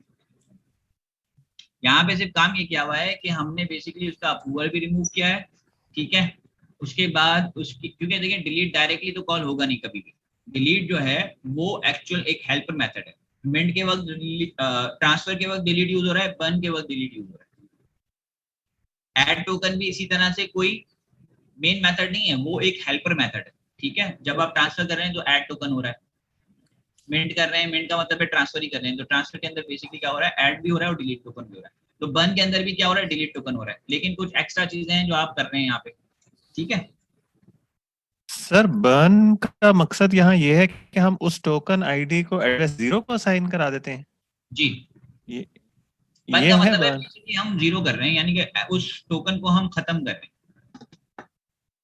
सर वो delete यहाँ कहाँ हो रहा है, मैं समझ नहीं पा रहा कि हमने जीरो यानी बेसिकली हम उस टोकन आईडी का ओनर जीरो एड्रेस को अगर बना दें तो ही बर्न होगा, ये मेरी अंडरस्टैंडिंग ठीक है सर? नहीं, देखें टोकन ओनर में तो आप जीरो कर सकते हैं, जी एड्रेस जी जीरो, लेकिन बाकी जो उसकी मैपिंग्स है ना, ठीक है, जो बाकी मैपिंग्स हैं, जैसे यहाँ पे हमें डिलीट में क्या करना पड़ रहा है, कितनी 3 मैपिंग को हमें करना पड़ रहा है ना, ओनर टोकन, ओनर इंडेक्स है, उसकी टोकन इंडेक्स है और टोकन ओनर्स है, तो इन सबको हमें जाके चेंज करना पड़ रहा है, राइट? जी जी तो हमें उस सारे रेफरेंसेस को जो है वो अपडेट करना पड़ेगा ना, बर्न अगर मैं कर रहा हूँ तो सारे रेफरेंसेस चेंज करने पड़ेंगे मुझे। जी, लेकिन उन्हीं उन्हीं 4 मैपिंग्स में जो आपने बताया कि सब में एडजस्ट करने पड़ेंगे। हाँ, तो अब हम डिलीट टोकन जो है वो बेसिकली मल्टीपल जगह पे यूज कर रहे हैं, लेकिन सर एक्चुअल में लेकिन हम यहाँ एड्रेस जीरो कहाँ पास कर रहे हैं उसे, मैं ये नहीं देख अप्रूवर पा में रहा हूँ ऐसा। एड्रेस जीरो हम पास कर रहे हैं अप्रूवर के अंदर। अगर लेट्स सपोज कि मैंने कहा कि भाई चौथे टोकन को बंद कर दो, फोर्थ टोकन को, ठीक है, टोकन आईडी मैंने दे दी यहाँ पे 4। अब 4 टोकन किसका है? आपका है। ठीक है, कासिम का है, ठीक है, तो वो पहले निकालेगा ओनर। ओनर कौन निकलेगा यहाँ पे? कासिम। जी वो कासिम निकलेगा, बिल्कुल। ठीक है, अप्रूव इसका तो अप्रूवर भी है ना, हमने तो अप्रूवर दिया हुआ है, कासिम ने किसको दिया हुआ है? मुदस्सिर को। मुदस्सिर को दिया हुआ है, तो अप्रूवर क्या हो गया? जीरो गया। ठीक है, अब टोकन आईडी का जो अप्रूवर है वो कौन हो गया? जीरो, खत्म हो गया, डिलीट हो गया। जी अप्रूवल खत्म हो गया। अप्रूवल खत्म हो गया ना सर। ओके, अब मैंने मेटा डेटा भी उड़ा दिया इसका, टोकन यूआरआई का, वो भी डिलीट कर दिया मैंने इस टोकन आईडी का। ठीक है सर। उसके बाद मैंने टोटल सप्लाई को डिक्रीज कर दिया, ये भी ठीक है। और उसके बाद मैंने डिलीट टोकन कॉल कर लिया। अब डिलीट टोकन में जो सारी कार्रवाई मुझे करनी थी, जो उससे रिलेटेड थी, टोकन ओनर और इंडेक्स से, वो सारी हो गई। अच्छा अच्छा सर, डिलीट टोकन के अंदर होगा एड्रेस जीरो उसे असाइन कर रहे हाँ, होंगे वो हम। वहाँ होगा ना, वहाँ पे होगा। अच्छा अच्छा अच्छा अच्छा, मैं सोच रहा था एज पैरामीटर हम बस यही कंफ्यूजन नहीं, हो रही थी कि हम कहाँ कहाँ कह रहे हैं। एक सेकंड अगर आप दोबारा दिखा सकें डिलीट टोकन की इम्प्लीमेंटेशन। यहाँ पे देखें एक सब क्लियर हो रहा है, यहाँ पे टोकन मूव हो गया और उसके बाद ये सब क्लियर हो रहा है। सर तो बेसिक डिफरेंस क्या हुआ बर्न और डिलीट में? सप्लाई का आप सप्लाई। सर एक क्वेश्चन पूछा गया है कि बर्न और डिलीट में फिर फर्क क्या हुआ? मेरे ख्याल में एक तो सप्लाई का मेन फर्क है कि वो सप्लाई, टोटल सप्लाई पे इफेक्ट आता है। डिलीट देखें, डिलीट एक सिंपल मेथड है जो कि मल्टीपल यूजेज हैं इसके। बर्न का मतलब तो हमें ये है कि हमें ये टोकन आईडी खत्म करना है, लेकिन ट्रांसफर के अंदर भी हम ये काम कर रहे हैं, तो इसलिए हम डिलीट का मेथड अलग किया हुआ है। अदरवाइज हम बर्न ही कर देते खाली एक और, अगर हमें सिर्फ डिलीट करना होता बर्न का यूज करते हैं। ठीक है, तो एक्चुअल में हमें ये वाला जो काम है जो डिलीट में किया हुआ है, ये काम हमें ट्रांसफर में भी करना था और इसके अलावा यहाँ पे भी करना था। ट्रांसफर में भी करना था हमें और उसके अलावा बर्न में भी करना पड़ेगा। तो इसलिए हमने उसकी जो डुप्लीकेट कोड था डुप्लीकेट कोड का नया मेथड बना दिया, डिलीट। ठीक है सर। बेसिकली डिलीट में हम अपनी मैपिंग्स में वो एडजस्टमेंट्स कर रहे हैं कि हेल्पिंग जिससे। मेथड अगेन जी आई एम बिल्कुल, टेलिंग यू, हेल्पिंग मेथड है और मल्टीपल जगह यूज हो रहा है, बिल्कुल ठीक। सिर्फ बर्न में यूज नहीं हो रहा। वो नेचुरल उसकी जगह बर्न है, लेकिन बर्न में यूज नहीं हो रहा, ट्रांसफर में भी यूज हो रहा है। ठीक हो गया सर, आप समझ आ गया। तो ये समझने वाली बात है। जी थैंक यू सर। ठीक है, तो ये है तकरीबन। और सेट टोकन यूआरआई जो है बेसिकली एक सिंपल मेथड है मेटा डेटा के लिए, बाकी अप्रूव है और उसके अलावा रजिस्टर प्रॉपर्टी का मेथड है आपका। ठीक है, ये बेसिकली क्या कर रहा है, ये एक्चुअली मैंने एक्स्ट्रा बनाया था। रजिस्टर प्रॉपर्टी जो है वो प्रॉपर्टी कॉन्ट्रैक्ट है, तो इसलिए रजिस्टर प्रॉपर्टी का बेसिकली वो मेंट और ठीक है, तो ये अभी आप छोड़ दें, this is not part of PRC. लेकिन बेसिकली का मकसद है इसका पूरा, वो ये है कि आप किस तरह ट्रैक जो है अपनी इम्प्लीमेंटेशन के साथ दे सकते हैं। ठीक है, ये ERC SEN 21 की कस्टम ना ओपन जैपनिंग में मिलेगी ना कहीं और जगह मिलेगी। क्लियर है? जी सर। ठीक है, सो अब मुदस्सिर जो है वो आपको एक वॉक थ्रू करते हैं और उसके अंदर जो है वो आपको इसकी इम्प्लीमेंटेशन बना देते हैं ERC 721 की ओपन जैपलिन से। ठीक है जी, मुदस्सिर भाई over to you। जी सर, एक मिनट स्क्रीन शेयर कर देता हूँ। सर ये कोड तो शेयर करवा दूँ, राइट, कोड शेयर करवा दूँ। हाँ कोड ऑलरेडी शेयर्ड है, मैं दोबारा दे देता हूँ क्योंकि मेरा ये कोड जो है वो वहाँ पे पड़ा हुआ है। सर जो अमेंडमेंट अभी आपने किया ना वो वाला शेयर करवा दें। अच्छा मैं शेयर कर देता हूँ। वैसे अमेंडमेंट तो कुछ भी नहीं की हुई उसमें, सिर्फ कमेंट्स आउट किए हुए हैं। सर कमेंट्स, हाँ यस सर, वही हम समझे हैं ना, उससे तो इजी हो जाएगा। ठीक है मैं गेस्ट शेयर करवा देता हूँ। मैं 1 मिनट में स्क्रीन शेयर करूँ थोड़ा सा।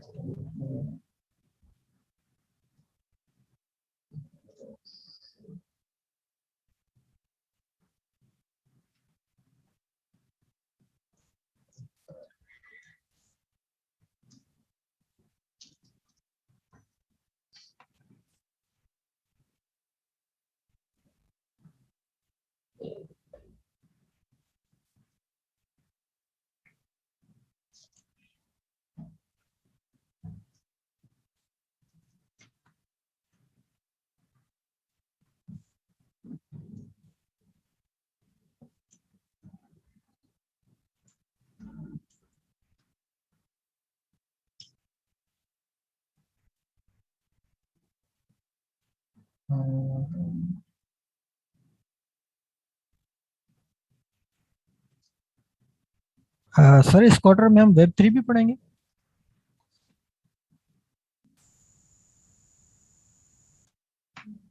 स्क्रीन विजिबल है सबको? जी, वेब 3 भी हम पढ़ेंगे इस क्वार्टर में। यस सर विजिबल है। अच्छा, अच्छा ये Mudassir basic, sir zoom in करना पड़ेगा। ओके मैं जूम कर देता हूँ काफी। इसको ऑफ कैसे करें? थोड़ा सा और कर ले जो, थोड़ा सा और। हाँ थोड़ा और कर लीजिए। मैंने चैट में ये शेयर कर दिया है, आप देख लीजिए। अच्छा ये बेसिक ERC 721 की इम्प्लीमेंटेशन है, तो ये ओपन जैपलिन की है। तो ये ऑलरेडी एक डिप्लॉयड कॉन्ट्रैक्ट है, तो ये जिसको मैंने वापसी डिफॉल्ट पे लेके आ गया हूँ। तो इसमें अब हम वो एग्जाम्पल परफॉर्म करेंगे। इसमें हम क्या कवर करेंगे, एक तो हम मिंटिंग कवर करेंगे, सही है, कि हम NFTs मिंट कैसे कर रहे हैं, उसमें URI कैसे अपना रोल प्ले कर रहा है, सही, हम कैसे ट्रांसफर कर रहे हैं, सही, जो भी हम फंक्शन है उसकी अब विजिबिलिटी देखेंगे और उनको परफॉर्म करके देखेंगे कि वो क्या बिहेव कर रहा है। ओके, अच्छा। अच्छा यहाँ पे हम ये पुनेबल हो गया, इसमें सारे जो भी फ्लैटेंड हुआ है, बेसिकली ओपन जैपलिन का कोड ही है ये, तो ये फ्लैटेंड हुआ है, सही है। तो ये बिल्कुल बेसिक उसकी इम्प्लीमेंटेशन है। अब मैं इसको कॉन्ट्रैक्ट को एक्सटेंड कर लेता हूँ, सही है। अच्छा 1 मिनट।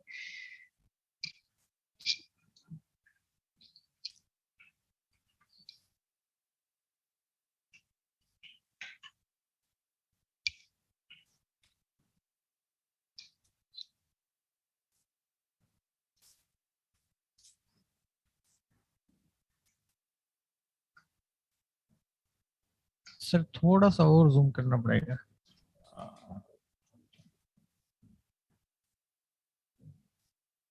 सही है, इससे ज्यादा मैं अब उससे zoom नहीं कर सकता।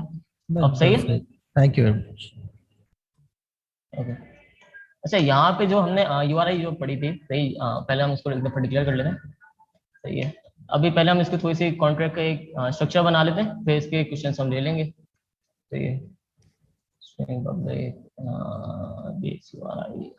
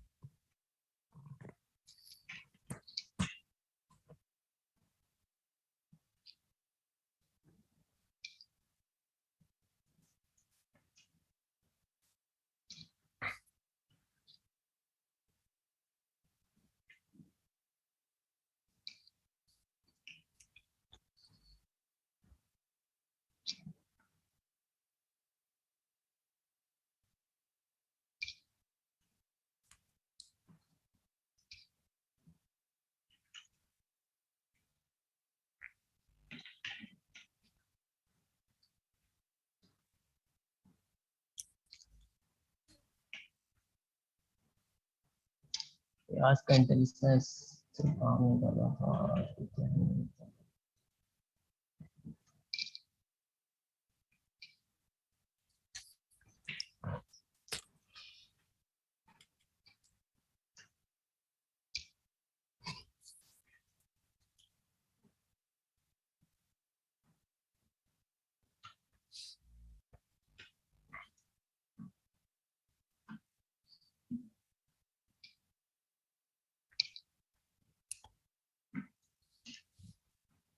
अच्छा, तो यहाँ पे अभी हमने सिंपल क्या किया है, एक हमने बेस यूआरआई बता दी। अच्छा, बेस यूआरआई का अभी हम देख लेंगे। बेस यूआरआई बेसिकली ये है कि आपकी जो एपीआई होगी, सही है, वो किसी ना किसी डोमेन पे होगी, सही है, उसका कुछ ना कुछ यूआरएल होगा, सही है। वो एपीआई क्या अपन रिटर्न करेगी, वो एपीआई रिटर्न करेगी आपके जो एनएफटी का मेटा डाटा है। एनएफटी मतलब अगर मैं स्पेसिफिक बोलूँ तो ERC 721 का मेटा डाटा, सही है, वो उसको होल्ड कर रही होगी, सही है। हमने इसको बेस अभी बता दी कि बेस वगैरह ये होगी। टोटल सप्लाई बता दी। टोटल सप्लाई इसलिए बताया कि फॉर एग्जाम्पल कोई भी आप टोकन बना रहे हैं, सही है, आप चाहें तो नहीं रखें टोटल सप्लाई, लेकिन यहाँ पे आपके पास फॉर सपोज करते हैं कि आपके पास 100 आर्ट वर्क्स मौजूद है, सही। अब आप चाहते ही नहीं कि 100 आर्ट वर्क्स के बाद अगर कोई बाय करता है तो वो बाय कर ही नहीं बाय, सही। अब आपके पास एक चेक लगा होना चाहिए कि वो अगर वो 100 लिमिट पूरी हो गई है तो उसके बाद वो मिंट नहीं कर सके, सही है। क्यों? क्योंकि आपके पास एक तो उसका एनएफटी मौजूद नहीं है। दूसरी चीज, अगर वो मिंट भी कर लेता है उसको आप क्या यूआरआई देंगे, सही है। तो वो अभी हम इसका प्रोसेस देखेंगे कि यूआरआई और मिंटिंग दोनों किस तरीके से पैरेलल वर्क करनी होती है, सही है? अच्छा,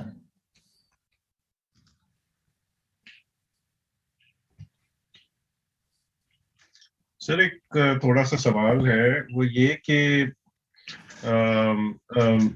एनएफटीज के अंदर हम मिंट क्यों कर रहे हैं? लाइक एनएफटी में तो इट्स वो एक डिजिटल एसेट है और हम उसको ले लेते हैं, तो मिंटिंग का देखिए, उससे एक क्या अगर कनेक्ट? ये जो मिंट है वो ERC 721 के जो टोकन था वो ERC 20 के मिंट से डिफरेंट है। डिफरेंट क्यों है? क्योंकि वहां पे आप जो मिंट कर रहे थे वो फंजिबल टोकन मिंट कर रहे थे, सही है, वो एक ही आइडेंटिटी थी।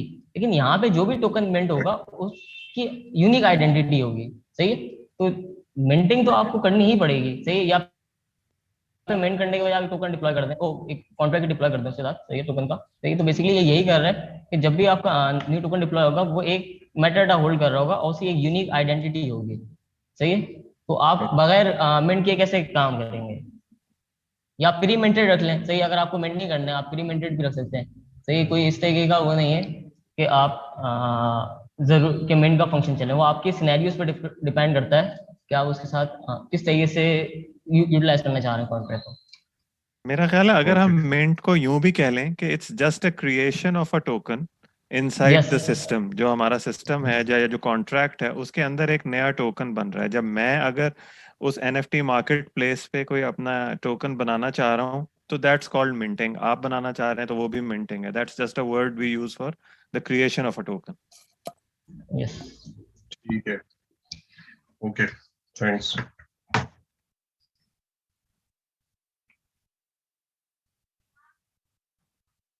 स्क्रीन सबको विजिबल है? Yes, sir. Yes sir, visible है। जी सर, विजिबल है।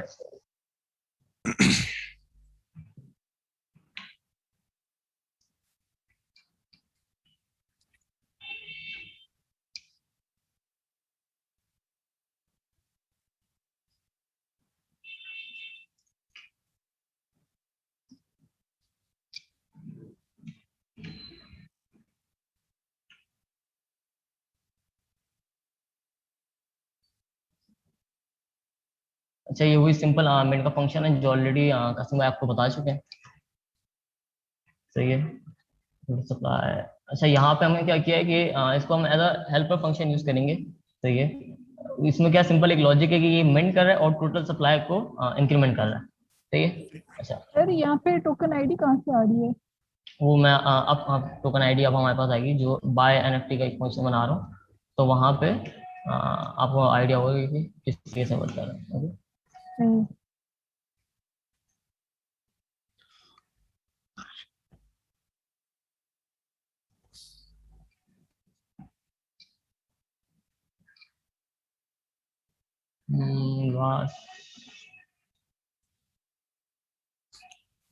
लास्ट टोकन आईडी हो गई और लास्ट पब्लिश टोकन इंडेक्स। सही है। ये हमारे पास हो गया 0। ओके। मैसेज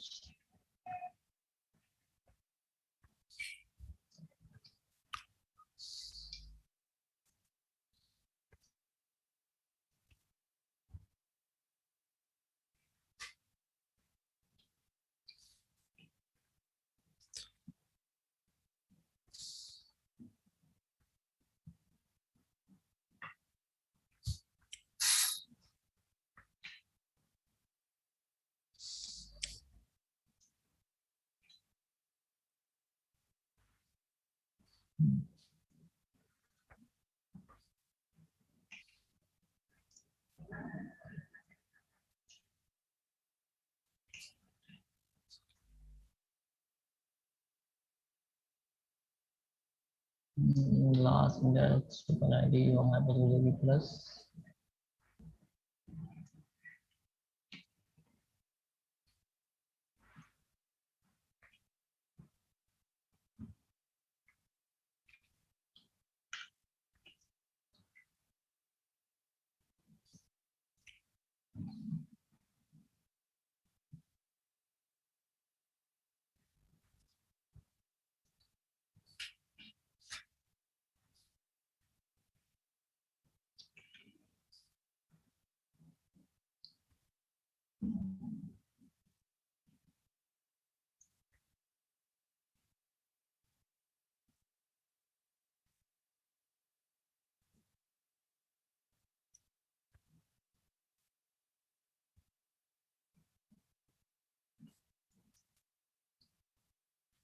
अच्छा यहाँ पे अगर हम इसकी बाय एनएफटी की लॉजिक देखें, इसमें क्या पूछ रहा है, वो पैरामीटर ले रहा है, वो क्वांटिटी ले रहा है। क्वांटिटी क्यों? सपोज करते हैं कि आपके पास एनएफटी है, तो आप उसको मल्टीपल टाइम्स मिंट करवाना चाह रहे हैं, मतलब मल्टीपल कॉपीज उसकी मिंट करवाना चाह रहे हैं। तो ये हो सकता है मल्टीपल कॉपीज भी हो, या आपके पास कोई एक ऐसा आपका प्रोजेक्ट है यहाँ पे कलेक्शन है एनएफटीज की। सही है। वो कलेक्शन इस तरीके से है कि उसकी लॉजिक इस तरीके से कि यूजर ये कलेक्शन बाय करेगा तो उसमें 10 एनएफटी उसको मिलेंगे, रैंडम 10 एनएफटी। सही है। तो वो अब वहां पे आप उसको क्वांटिटी हैंडल कर सकते हैं। सही। अभी मैंने आपको दिखाने के लिए ऐसे किया है कि यहाँ पे आप क्वांटिटी बता दें। तो क्वांटिटी बताने के बाद हमने क्या किया कि लास्ट टोकन आईडी क्या है हमारे पास, अभी जो इनिशियल जो थी वो 0 है। सही है। 0 क्यों? आप उसको चाहे तो अपने प्रोजेक्ट के हिसाब से लिख सकते हैं, लेकिन अभी हमारे पास 0 है तो मैं उसको 0 लिखा हुआ है। सही है। उसके बाद हमने क्या किया, हमने एक लूप रन किया। सही है। बल्कि रिक्वायर को देख लेते हैं। रिक्वायर में क्या है, रिक्वायर में हमारे पास है कि मैसेज डॉट वैल्यू, जो भी कोई यूजर वैल्यू डाल रहा है वो उसकी जो sale price multiply by quantity. Sale price मतलब जो आपने कॉन्ट्रैक्ट डिप्लॉय कर रहे होंगे तो कंस्ट्रक्टर में उसकी एनएफटी की प्राइस डिफाइन कर देंगे। सही है। वो जो प्राइस होगी वो उसकी क्वांटिटी से मल्टीप्लाई होगी। फॉर सपोज करते हैं कि 1500 बी का एक टोकन है। सही है। और वो यूजर चाह रहा है कि वो 4 एनएफटीज बाय करे। सही है। तो उसको 6000 एनएफटी ओ 6000 बी उसने प्राइस लिख देनी होगी। सही है। अच्छा लूप में क्या हो रहा है, लूप में ये हो रहा है कि जितनी आपकी क्वांटिटी मतलब जितनी सप्लाई होगी उसके हिसाब से वो मिंट का फंक्शन होगा। सही है। उसी में आपकी लास्ट टोकन आईडी भी इंक्रीमेंट होते जाएगी। सही है। और इन दी एंड जो आपकी जो last public sale token index हमने ऊपर डिक्लेयर किया था वो उसके साथ मैच कर जाएगी, ताकि आप जब भी दोबारा मिंट हो तो आपकी जो लास्ट टोकन आईडी है वो अप टू डेट रहे। सही है। अच्छा हम इसको डिप्लॉय कर लेते हैं। कहाँ गया माई टोकन? ओके। अच्छा ये यहाँ पे क्या पूछ रहा है, मैं इसको जूम कर दूं। ओके। सेल प्राइस मैं इसको अभी 1500 बता देता हूँ। सही है, टोकन नेम मैं बता देता हूँ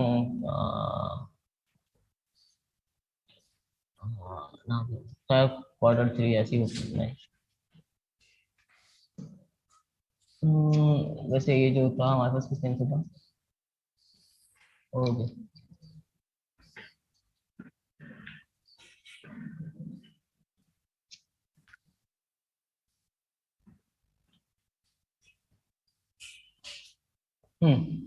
अच्छा कॉन्ट्रैक्ट डिप्लॉय हो गया हमारे पास।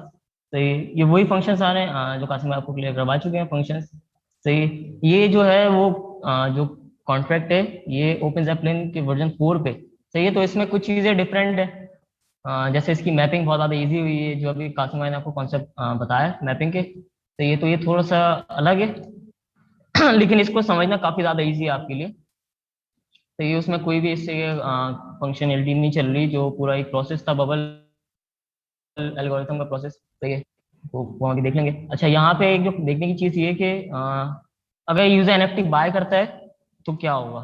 सही है, सपोज मैं अभी क्योंकि मैंने प्राइस जो बताई है वो बी में बताई है। सही है, तो मैं उसको 3000 बी दे रहा हूँ, और अगर मैं टू टोकन इसके बाय करते हैं। सही है, तो ट्रांजेक्शन हमारे पास हो गई सक्सेसफुल, और यहाँ पे ये मुझे मेटाडेटा बता रहा है। सही है, ये मुझे इवेंट्स जो फायर हुए हैं उसके जरिए बता रहे हैं कि एक जो टोकन आईडी थी, जो फर्स्ट टोकन था वो एक टोकन आईडी मेरे पास आ गई 1, एक जो सेकंड टोकन है उसकी टोकन आईडी आ गई 2। सही है, अब ये जो टोकन आईडी वो रिप्रेजेंट कर रही है एक एनएफटी को। अब वो किस तरीके से एक एनएफटी को रिप्रेजेंट कर रही है। सही है, अब वो इस तरीके से रिप्रेजेंट कर रही है, आपके पास थी एक बेस यूआरआई। सही है, ये बेस यूआरआई आपने कॉपी करी। सही है, यहाँ पे आपने /1 लिखेंगे तो आपके पास जो भी मेटा डेटा है उसका एनएफटी का वो आपके पास आ जाएगा। मैं आपको इजी करके थोड़ा दिखा देता हूँ। सही है, तो वो उसका नेम आ रहा है। सही है, डिस्क्रिप्शन आ रही है, उसकी इमेज आ रही है। सही, ये एनएफटी की इमेज है। सही, और जो भी आपने इसका मेटाडेटा रखना होगा, कोई सपोज करते कोई कार है तो कार का मेटाडेटा में उसकी चेसी नंबर हो गया, इंजन नंबर हो गया, उसकी नंबर प्लेट हो गई। सही, इसका फर्स्ट ऑनर हो गया, और XYZ जो भी उसकी रिक्वायरमेंट्स हैं वो सारी इस तरीके से आप मेटाडेटा में आ जाएगी। सही, और ये जो यूआरआई थी वो आपकी कहाँ से हो गई, ब्लॉकचेन में। सही है, अब मैं इसका अगर ऑनर देखूं कि फर्स्ट यूआरआई का ऑनर कौन है, एक सेकेंड,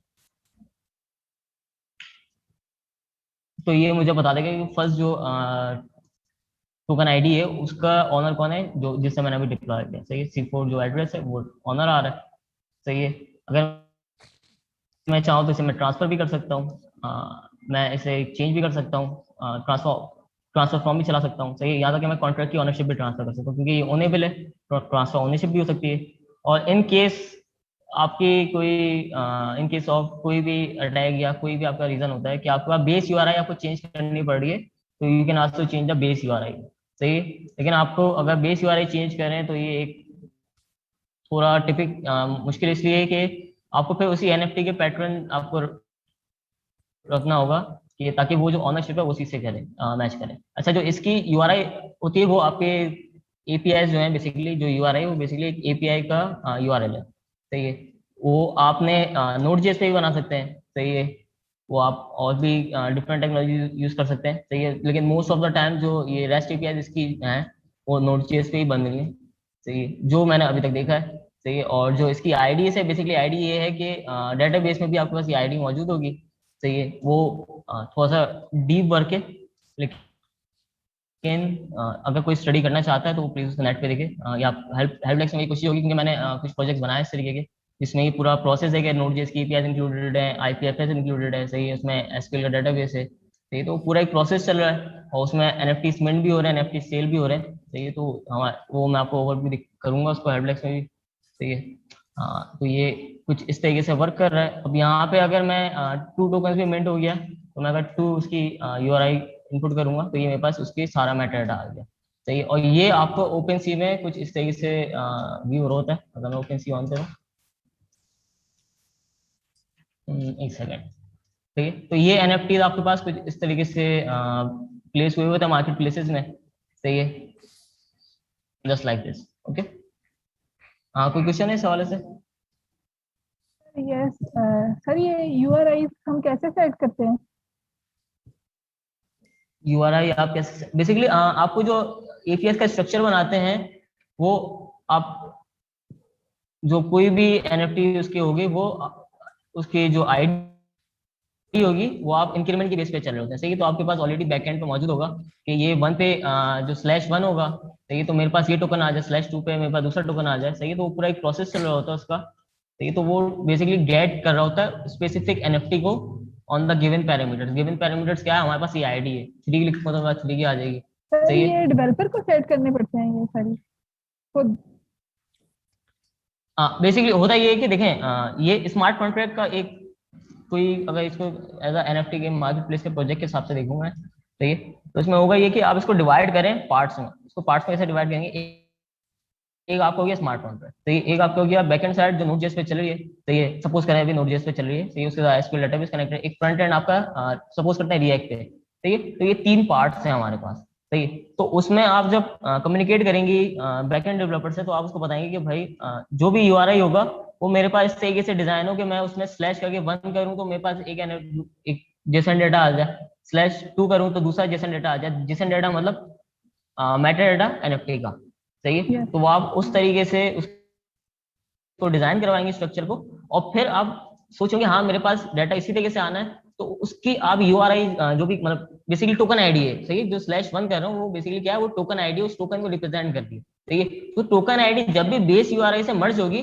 तो वो एक एनएफटी को आउटसोर्स करेगी, सही है। तो वो सही। इस तरीके से पैरेलल दोनों चीजें दोनों स्ट्रक्चर्स चल रहे होते हैं, और जो भी इसका फिर व्यू होगा वो आपके पास रिएक्ट फ्रंट एंड पे हमारे पास कुछ इस तरीके से व्यू आ रहा होगा।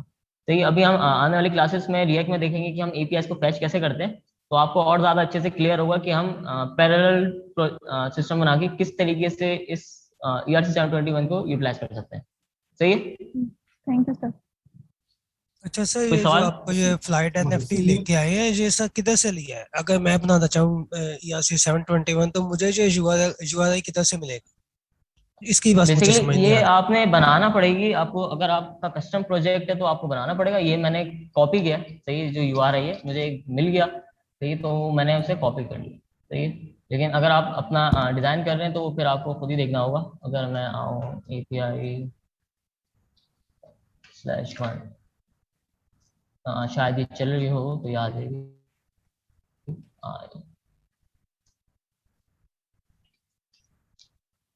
एक मिनट, मैंने भी एक API ऐसी बनाई थी, मैं दिखाता हूँ।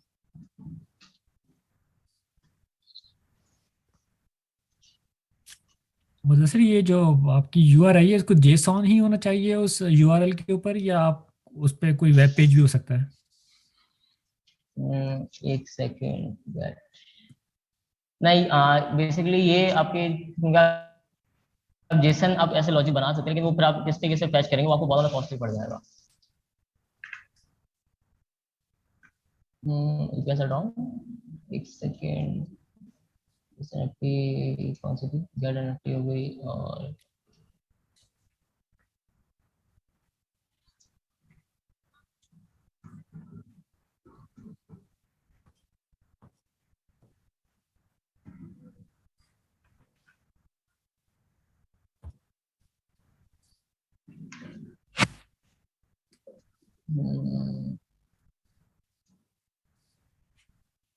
अच्छा वो आईडी हमारे पास एग्जिस्टिंग करती है, ओके सही। मैं आपको एग्जांपल इसकी मैं कोशिश कर रहा हूँ कि मैं दिखा दूँ,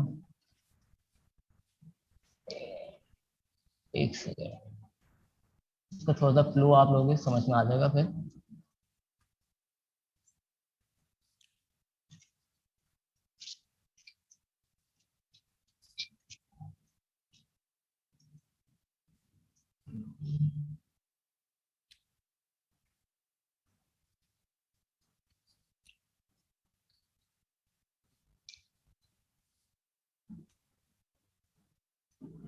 मेरे पास कहाँ चला गया,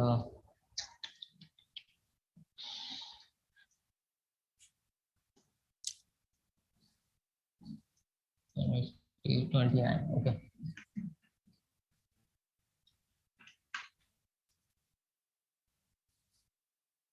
हाँ शायद एपीआई अभी डाउन है, वरना मैं आपको दिखा देता इसको कि स्ट्रक्चर किस तरीके से वर्क कर रहा है। सो बेसिकली कुछ ज़्यादा वो नहीं है, सिर्फ एपीआई जो आपकी डिजाइन होंगी, सही है, वो हर एक एपीआई का बेस यूआरएल होगा, उस बेस यूआरएल के साथ आप उसकी टोकन आईडी को जब भी मर्ज करेंगे तो वो एक एनएफटी बेसिकली आज जेसन डाटा को आउटसोर्स कर देगा, सही है।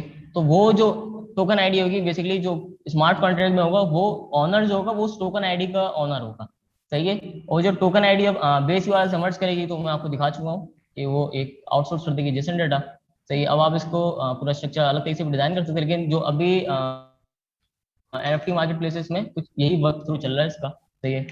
तो कोई सवाल इसके अलावा, तो फिर हम आगे इसके कुछ फंक्शंस देखें।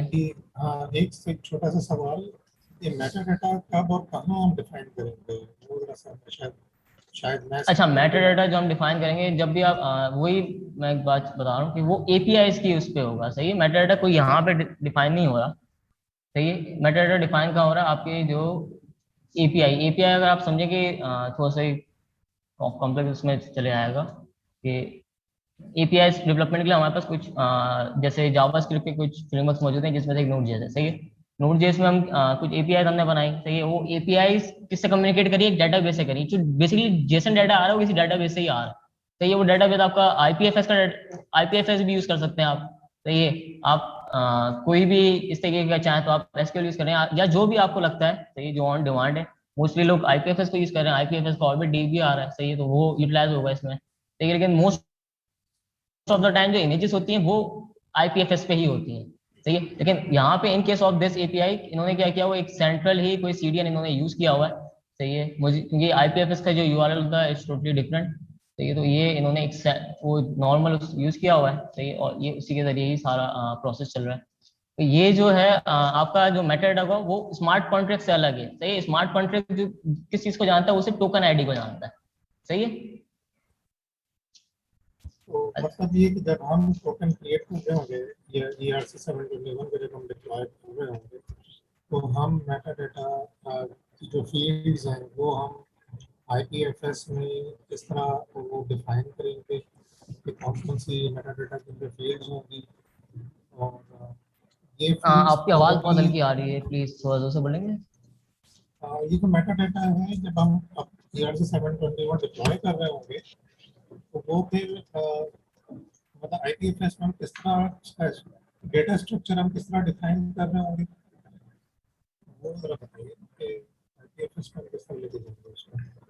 अच्छा, तो ये बेसिकली ये जो मेटा डाटा का जो काम हो रहा है वो ब्लॉकचेन से बाहर हो रहा है, सही है, ब्लॉकचेन के अंदर नहीं है, सही है। तो ये आपका जो भी पूरा प्रोसेस होगा वो ब्लॉकचेन से बाहर होगा, तो ये जैसे अगर मैं इसकी एग्जांपल दूं, तो ये एपीआई है, तो ये जो यहाँ पे जो हुआ है, जो इमेज का लिंक है वो आईपीएफएस पे गया हुआ, मतलब इमेज जो है वो आईपीएफएस पे डिप्लॉयड हुई है, सही है। मतलब इसको डिप्लॉयड कर लें या अपलोड कर लें, सही है। तो ये आईपीएफएस में चलिए, लेकिन जो पूरा आपका जो डाटा मौजूद है, जो मेटा डाटा मौजूद है, वो दूसरे डाटाबेस है, सही है। तो हमने एक सिर्फ अभी जो कर सकते थे, हमने इमेज को ही डिसेंट्रलाइज कर सकते थे, सही है। तो हमने इमेज को हमने आईपीएफएस पर रख दिया, तो बाकी जो भी पूरा प्रोसेस चल रहा है वो आपके दूसरे डाटाबेस से आ रहा है। तो इसको इस तरीके समझें, जो आपके टोकन आईडी है वो आप कहाँ से ले रहे हैं, वो आप ले रहे हैं कि ब्लॉकचेन से, सही है। जबकि जो दूसरा आपका प्रोसेस चल रहा है जो टोकन को रिप्रेजेंट कर रहा है, सही है, वो आपका हो रहा है दूसरी सोर्स पे, सही है। वो आपका अभी वेब 2.0 पे हम समझते हैं कि वेब 2.0 पे हो रहा है, सही। लेकिन अभी कुछ सॉल्यूशन इसके बन रहे हैं कि वो आईपीएफएस फुली तौर पे यूज कर रहे हैं, सही है। लेकिन वो अभी इतने पॉपुलर नहीं है और ज़्यादा मार्केट में आए भी नहीं, और अभी भी उनमें काफ़ी सारी वल्नरेबिलिटीज हैं कि वो सही से डिज़ाइन नहीं हो पा रहे हैं। क्योंकि वजह ये है कि आईपीएफएस थोड़ा कॉस्टली भी पड़ जाता है अभी फिलहाल, वो इसलिए कि आपके अगर पब्लिक आईपीएफएस उसकी यूज करेंगे आप, तो वो आपको ज़्यादा हिट्स पे ब्लैकलिस्ट कर देगा, सही है। तो इसलिए आपको इनके पैकेजेस बाय करने पड़ते हैं। मुदस्सिर, ये जो हमें जो एपीआई, जी मंसूर भाई आप कंटिन्यू करें।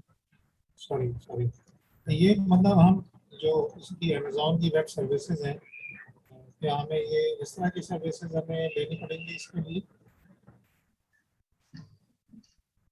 हाँ, अमेज़न वेब सर्विसेज बेसिकली क्या है, अमेज़न वेब सर्विसेज आपको सपोज करते हैं कि आप वहाँ पे एक नोड.जेएस की मशीन बना लेते हैं, सही है। और Node.js की मशीन के साथ आप कोई भी डेटाबेस ले लें, DynamoDB ले लें आप, या फिर नॉर्मल हो गया आप MariaDB ले लें, सही है। तो इस तरीके से आप देख लेंगे भाई आपको कौन सा डेटाबेस उसको उसके साथ यूज करना सर्विस के। आप बेसिकली ये कम्युनिकेट कर रहे हैं कि एपीआई डेटाबेस से कम्युनिकेट कर रही है, और जो एपीआई की कोई वैल्यू नहीं है, जब एपीआई ब्लॉकचेन से मर्ज हो जाती है, सही है, तो वो एक वैल्यू क्रिएट करती है, सही है, वो वैल्यू सेल होती है। यू गेट माय पॉइंट, सही है। तो ये इस तरीके से आपका पूरा स्ट्रक्चर रन हो रहा है।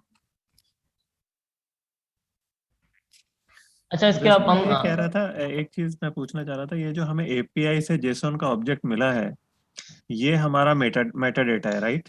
तो ये मेटा डेटा हम कहाँ रखते हैं, या ये कहाँ यूज होता है? इसको हम सेव करते हैं?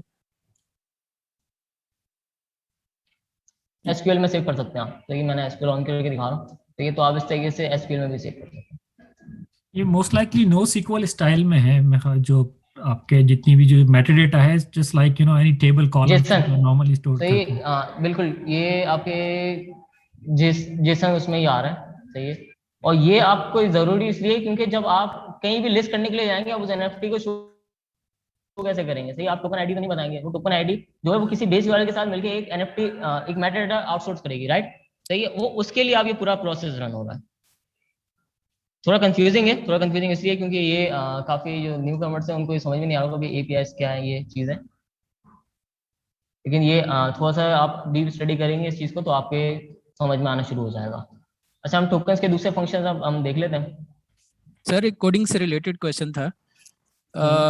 हमारी एटमोस्ट कोशिश होती है कि हम लूपिंग को अवॉइड करें, तो इसी वजह से हमने 721 में मेरे ख्याल 4 या 5 हमने मैपिंग्स की हैं।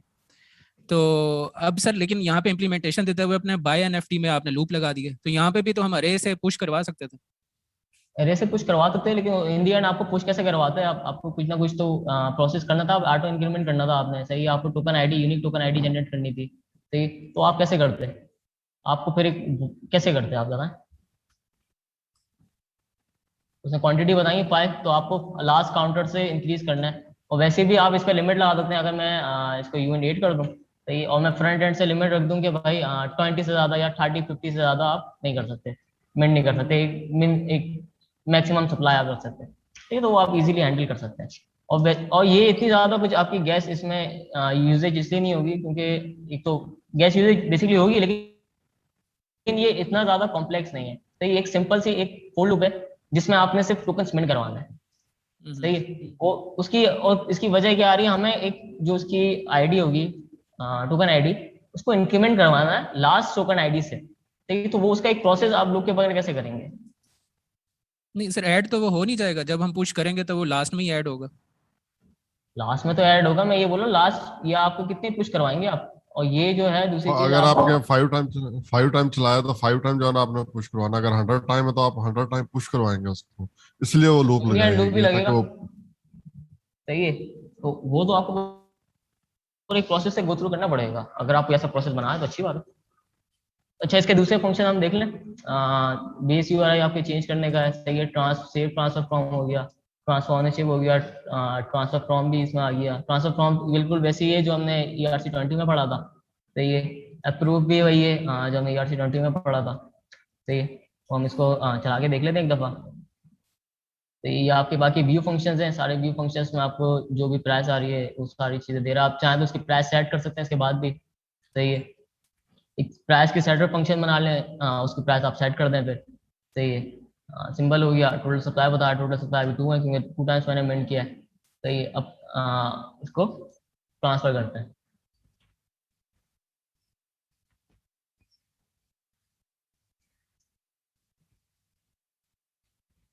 Where is transfer transfer transfer transfer transfer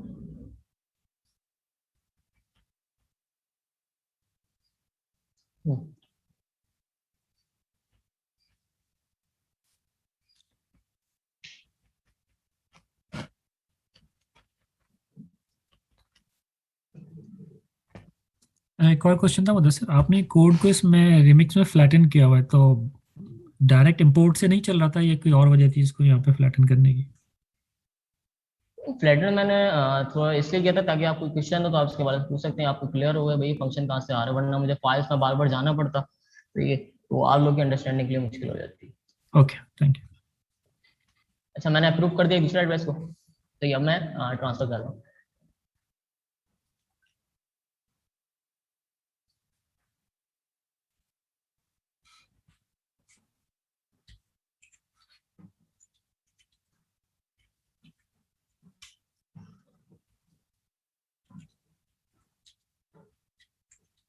अब अगर मैं टोकन आईडी देखूं, टोकन आईडी से ऑनर मालूम करूं, तो ये मेरे पास आ जाएगा ऑनर ऑनर ऑनर ऑफ। तो ये तो इसने मुझे बता दिया जो B2 वाला एड्रेस था वो उसका ऑनर है। ट्रांसफर फ्रॉम बिल्कुल एग्जैक्ट वैसे ही वर्क कर रहा है जो ERC-20 वाला। सही है, तो इसमें कुछ यूनिक नहीं है। ये रीअनाउंस ऑनरशिप के बारे में हम पढ़ चुके थे, जो एक्सटेंशन थी, तो इसमें हमने देख लिया था। तो ये और अगर हम आए और क्या, और तो कुछ भी नहीं।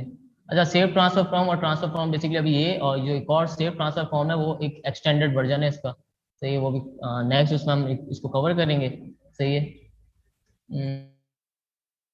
और तो ट्रांसफर ऑनरशिप हो गया। कोई सवाल है से? अच्छा, हमने इसमें जो है आपने एक जो भी डिप्लॉय किया है ये आपके पास सप्लाई जो है फॉर एग्जांपल इसमें 100 है या मल्टीपल सप्लाई है, ये जैसे जो आजकल ज्यादा लोग सप्लाई कर रहे हैं या जो NFT क्रिएट कर रहे हैं जो कि सिंगल आर्ट को करते हैं, तो उसके लिए क्या कॉन्ट्रैक्ट सेम रहेगा या डिफरेंट बनेगा? आप इसके सप्लाई हटा दें, मैं इसकी क्वांटिटी नहीं लेता। जैसे अभी मैं वो देख रहा था, क्या कहते हैं वो चांद नवाब की जो वीडियो है उन्होंने उसको NFT पे डाल दिया है, 20 ईथर में सेल कर रहे हैं, तो that would be just one metadata, right? One set of metadata only. बिल्कुल। सर, इसकी ऑनरशिप रिनाउंस करने से क्या उसके बाद बाय एंड सेल हो सकते हैं NFT? इसमें कोई फर्क पड़ेगा? बेसिकली NFT की आप ऑनरशिप रीअनाउंस नहीं कर रहे, आप कॉन्ट्रैक्ट की ऑनरशिप रीअनाउंस कर रहे हैं। Contract as a platform use हो रहा है NFT मिंटिंग के लिए, समझ रहे हैं आप? सही है, आप उस प्लेटफॉर्म की ऑनरशिप रीअनाउंस करेंगे, भाई इसका ऑनर ही नहीं है, मेरे पास कोई कंट्रोल नहीं रहा, सही है, तो मैं इसमें कोई मैनिपुलेशन नहीं कर सकता। और ये इसलिए होता है कि आप कोई भी आप प्रोजेक्ट बनाते हैं तो उसका एक रोड मैप होता है। सही है, रोड मैप में आप बता दें कि भाई मैं 3rd क्वार्टर में या 2nd क्वार्टर में, सही है, मैं इसकी टोकन की ऑनरशिप रीअनाउंस कर दूंगा। उसकी वजह क्या है, ताकि 1st क्वार्टर में लोग आपके टोकन बाय कर लें और होल्ड करके रख लें। वो होल्ड करके इस सोच पे रखें, क्योंकि आप इसकी टोकन की जब कॉन्ट्रैक्ट की ऑनरशिप रीअनाउंस कर देंगे तो होगा ये कि जो आपका प्लेटफॉर्म है उसकी वजह से जितने भी NFT इस प्लेटफॉर्म में मिलते हैं उनकी वैल्यूज इंक्रीज हो जाएगी। सही है, तो आप इन्वेस्टर्स को मोटिवेट करते हैं कि होल्ड करने के लिए। सही है, तो एक फंक्शन है ये। सही है, इससे बेसिकली होता है कि जो भी कोई ऑनरशिप है आपकी वो एड्रेस 0 पर ट्रांसफर हो जाएगी। एड्रेस 0 बेसिकली क्या है, नल एड्रेस है। सही है, जब उस पर कोई ऑनरशिप आपकी ट्रांसफर हो गई तो किसी का भी होल्ड नहीं है, मतलब ये अब वापसी नहीं आ सकता, रिवर्टेबल नहीं है। सही है। और सर, इसका कोई टेस्टिंग एनवायरनमेंट है जहाँ पे आप कोड, जिस तरह हम ERC-20 की टेस्टिंग करते हैं, हम लोग इस पे कर सकते हैं कोई, जिस तरह फ्रंट एंड पे करते हैं पैनकेक का भी एक टेस्टिंग एनवायरनमेंट बनाया हुआ है, इस तरह यहाँ NFT के लिए कोई टेस्टिंग एनवायरनमेंट है जहाँ पे हम ये चेक कर सकें कि वहाँ सेल परचेज हो रही है, किस तरह हो रहा है, तो इसका प्रोसेस सेल परचेज आपका नॉर्मल, जो अगर मैं बोलूँ तो आप रिमिक्स पे यहाँ पे करके ट्रांसफर करके देख सकते हैं सेल क्या है। आप कोई मिंट कर रहे हैं या कुछ आप ट्रांसफर कर रहे हैं, तो बेसिकली वही है। फ्रंट एंड पे नहीं हो सकती? नहीं, फ्रंट एंड पे बिल्कुल हो सकती है। फ्रंट एंड पे आप इजीली इसको कर सकते हैं। इसको अगर मैं आप अपना एक देख के फ्रंट एंड बना सकते हैं। सही, या आपके जहाँ तक मुझे याद है इसका OpenSea का भी लिंक भी में मौजूद है।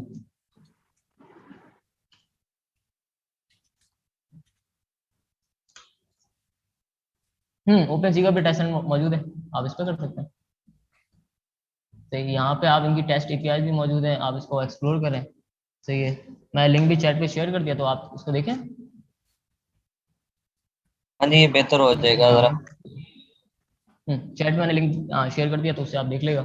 सही है। अच्छा, ये बिल्कुल बेसिक ही है, इसमें कुछ इतना कुछ खास नहीं है। तो ये इसमें खास इसलिए नहीं क्योंकि आप ऑलरेडी ERC-20 पढ़ चुके हैं, तो ये आपको जो बेस फंक्शंस थे वो सारे कॉन्सेप्ट क्लियर है। बस फर्क इतना हो गया कि यहाँ पे जो है ये नॉन फंजिबल पे चला गया। तो ये नॉन फंजिबल पे इसलिए चला गया, वहाँ पे आपके पास कुछ सप्लाई की ऑनरशिप होती है, जबकि यहाँ पे एक इंडिविजुअल टोकन की ऑनरशिप है। सही है, तो आप इस तरीके से इसको लें, और जो भी कोई टोकन है वो एक सोर्स को रिप्रेजेंट कर रहा है। तो ये सोर्स आपकी कोई भी हो सकती है। आप सोर्स बेसिकली आप एज अ कार्ड ले लें, उसे एज अ पासपोर्ट ले लें, एज आप वैक्सीन जो अभी चल रही है आप उसको भी एक NFT बना सकते हैं। सही है। तो अब इस तरीके से इसको एज फॉर सपोज करते हैं कि आपके जो फॉर नादरा एक आपका एक प्लेटफॉर्म है, सही है, वो एक कॉन्ट्रैक्ट है बेसिकली, सही है, वहां पे आपके वैक्सीन की एनएफटीज मिंट हो रही है, सही है। अब आप उसके रिक्वायरमेंट्स देखेंगे और फिर आप उसको एक यूनिक एनएफटी दे देंगे कि भाई ये आपके आपका प्रूफ है कि आपने वैक्सीन लगा ली है, सही है, एक बार तो इस तरीके से आप कर सकते हैं।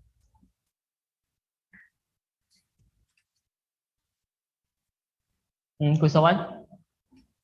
सर ये यूआरआई के हवाले से सवाल है कि अगर हम अब इसको खुद से कॉन्ट्रैक्ट अभी लिखना शुरू कर दें टेस्टिंग की बुनियाद पे, तो हम यूआरआई कौन सी लेंगे, यही वाली कॉपी करें या कहीं और से लेंगे? मैं एग्जाम्पल के लिए आपको ये शेयर कर देता हूँ जेट पे, मैं एक कोड शेयर करूंगा तो उसमें से भी आप ये पिक कर सकते हैं। अगर मैं इसके एग्जाम्पल दूं, एक मिनट,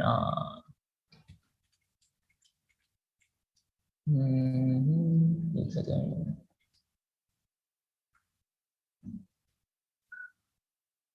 मैंने कहाँ से पिक की थी?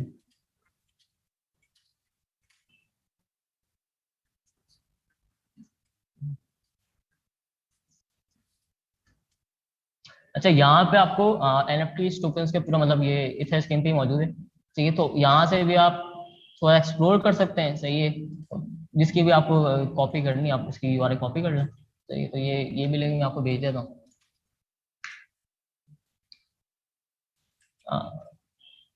सही है, चैट पे ये लिंक भी मैंने आपको शेयर कर दिया है।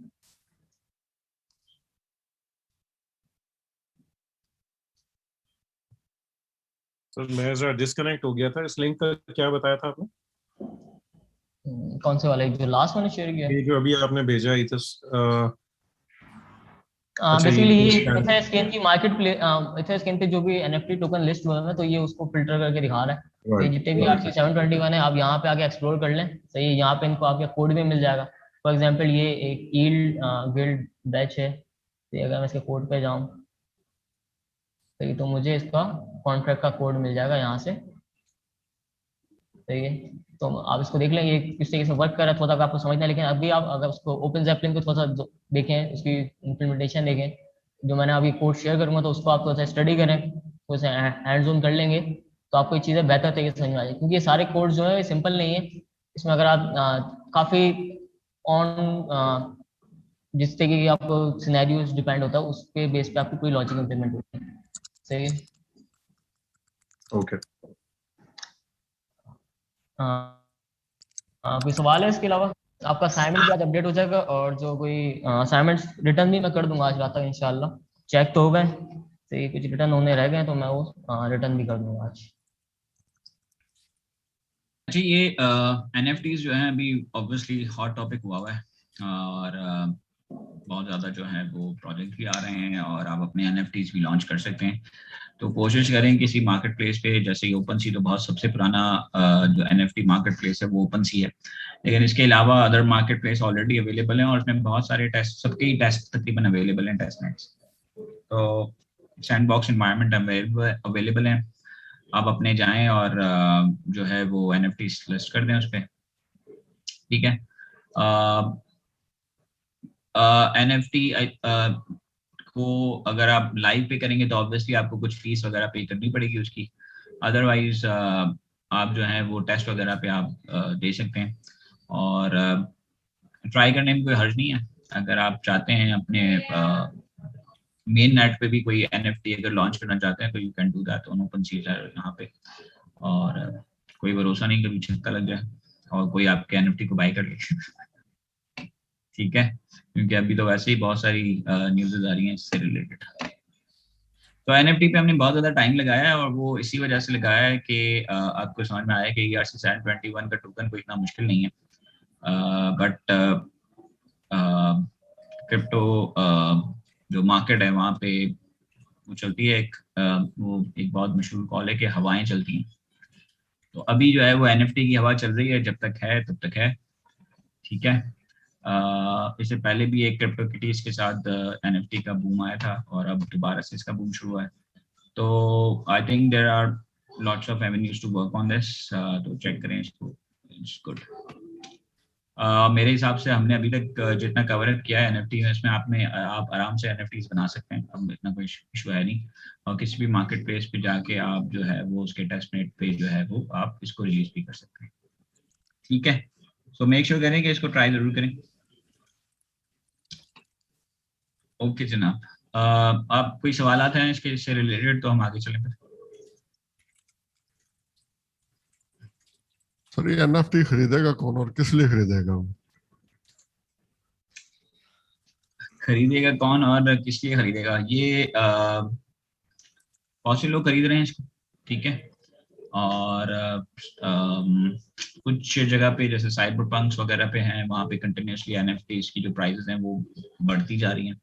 तो अगर आपने कोई अभी खरीद लिया है तो माइट बी के वो, क्योंकि बाज़ लोग तो इन्वेस्टमेंट के लिए खरीदते हैं और बाज़ लोग जो है वो ऐसे ही खरीद लेते हैं just to make sure, market बनाने के लिए।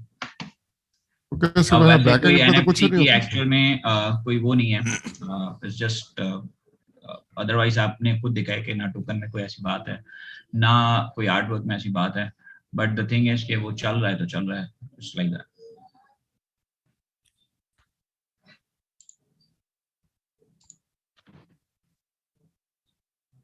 सर बस इसमें एक छोटी सी चीज, अगर हमें जैसे हमारा प्रोग्रामिंग बैकग्राउंड नहीं है, छोटे छोटे और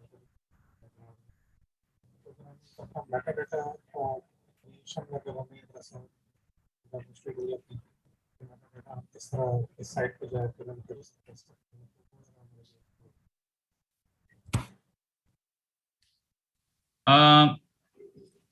आपकी आवाज मुझे आई नहीं है,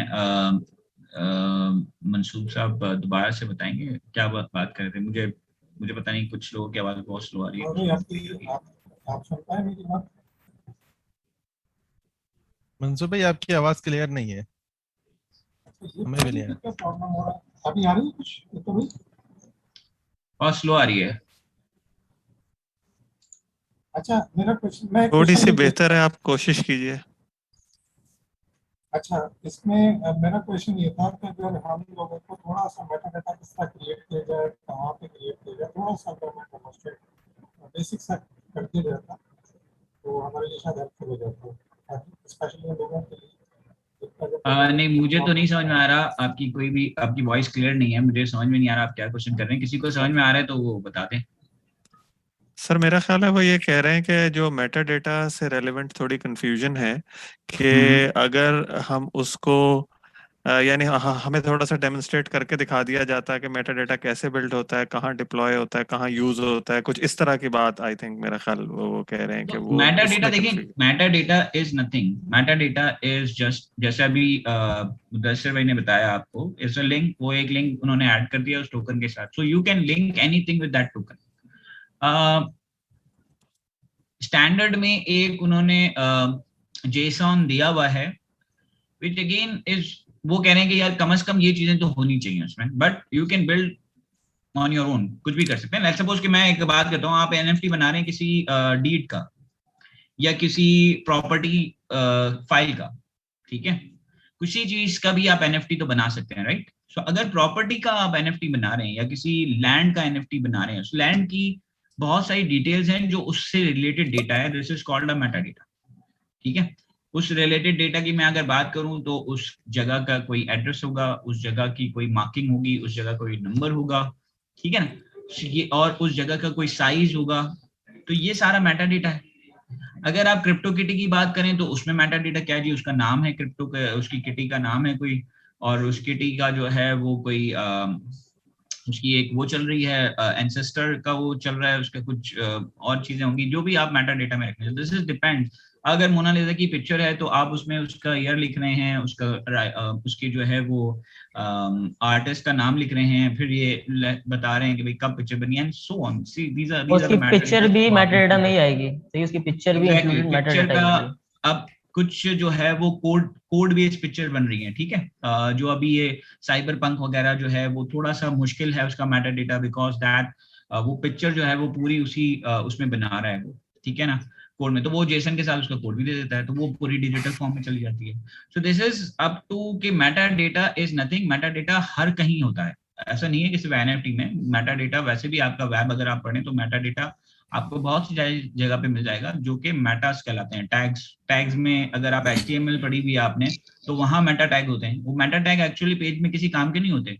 वो मेटा टैग किसके लिए होते हैं? गूगल के लिए होते हैं। वो मेटा टैग किसके लिए होते हैं? फेसबुक के लिए होते हैं। You are getting my point? So this meta is coming from not from the NFT, it is coming, मतलब एक generic term है ये meta. Meta means उसके बारे में define करो। So इसका एक उन्होंने दिया हुआ है। अब आप चाहें तो कुछ भी रख सकते हैं, उसका मेटा कुछ भी बना सकते हैं आप, उसमें और भी इंफॉर्मेशन रख सकते हैं। JSON में बनाना चाहें JSON में बना दें, लिंक देना चाहें सिर्फ लिंक दे दें आप। लेट्स सपोज कि मैं जमीन.com है जो यहाँ पे चल रही है, ठीक है, उसकी एग्जांपल देता हूँ कि जमीन पे लिस्टिंग है, या आप अपना एक प्रॉपर्टी पोर्टल बनाएं और प्रॉपर्टी पोर्टल के अंदर जो भी लिस्ट करवा रहा है अपनी प्रॉपर्टी को, उसका एक NFT बनवा दें। ठीक है, अब NFT बना तो देंगे आप, अब NFT बना दिया, उसके मेटा डेटा में आप सिर्फ एक लिंक दे दें कि भाई ये मेरी जो वेबसाइट है उसका ये लिंक है, ये लिंक जो है उस NFT से लिंक्ड है। ठीक है जी। अब NFT जो भी बाय सेल करेगा वो ये ट्रांसफर कर देगा NFT को, तो उसके राइट्स जो हैं वो ट्रांसफर हो जाएंगे। समझ में आ रही बात? It's clear? सर उनका एक क्वेश्चन ये भी था कि मतलब हमारा जो है ना ज्यादातर बैकग्राउंड नहीं है इतना प्रोग्रामिंग से ना, तो वो कह रहे थे कि कोई ऐसी बता दे थोड़े से, मतलब कि हम मेटा डेटा को कहाँ डिफाइन कर देंगे ताकि हम अपने जो है ना वो एक वर्किंग। ये मुदस्सिर बता तो रहे हैं आपको। उनका ये क्वेश्चन था। मैंने कुछ अभी ओपन API सी दे दी है इन्हें, सही है, तो आप अभी तो इसमें से फिलहाल यूज कर लें। सही है, अभी आपका मेन जो फोकस होना चाहिए कि आपने ERC 721 बनाना है। सही है, अब अभी जो ऑलरेडी क्रिएटेड मेटा डेटा है आप उसको यूटिलाइज करें। सही है, उसकी बेस पे, क्योंकि इसमें URI क्या कर रही है, सिर्फ URI जो बेसिकली काम कर रही है, आपकी जो टोकन की यूनिक आईडी होगी वो उसके साथ मर्ज हो रही है बेस URL। सही है, तो बेस URL आप यूज कर लें इसी को। सही है, लेकिन जो मेन जो आपका फोकस हो वो फोकस ये होगा आपको ERC 721 बनाना आना। फिर आपको जब ये आ जाए तो फिर आप देखेंगे इसको मैं आप इसकी खुद से इसकी जो API से वो कैसे बनाऊं। सही है, ठीक, ओके। क्लास को एंड करें सर? हाँ, टाइम हो गया है। सर नेक्स्ट क्लास में क्या हम पढ़ेंगे? नेक्स्ट क्लास में हमारे पास 2 और टोकन है 777, एक तो है, और उसके अलावा जो है वो 1155 है। ठीक है, और उसके बाद हम मूव कर जाएंगे टोकन से रिएक्ट की तरफ। ठीक है, सॉरी Web3 की तरफ मूव करेंगे पहले। Web3 हम पढ़ेंगे, Web3 में किस तरह से कनेक्ट करते हैं, ये सारी चीजें हम देखेंगे। ठीक सर, ये फ्लैटेंड कोड जो है इसको काइंडली प्लीज शेयर कर दें। और सर क्वेश्चन पूछना था, हमारा क्विज नहीं होगा इस क्वार्टर में, क्या होगा? क्विज बिल्कुल होगा जी आपका। सर कौन से वीक में होगा? और ब्रेक के बाद? वैसे तो आपका ड्यू हो चुका है। ठीक है, ये टोकन के बाद एक क्विज आपका जो है वो हो जाएगा मोस्ट प्रोबेबली। ठीक, ऑलरेडी ड्यू हो चुका है वैसे। ये मैं आपको यहाँ कोड शेयर कर देता हूँ।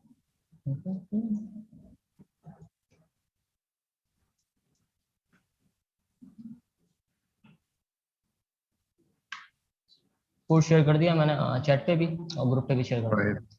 Thank you.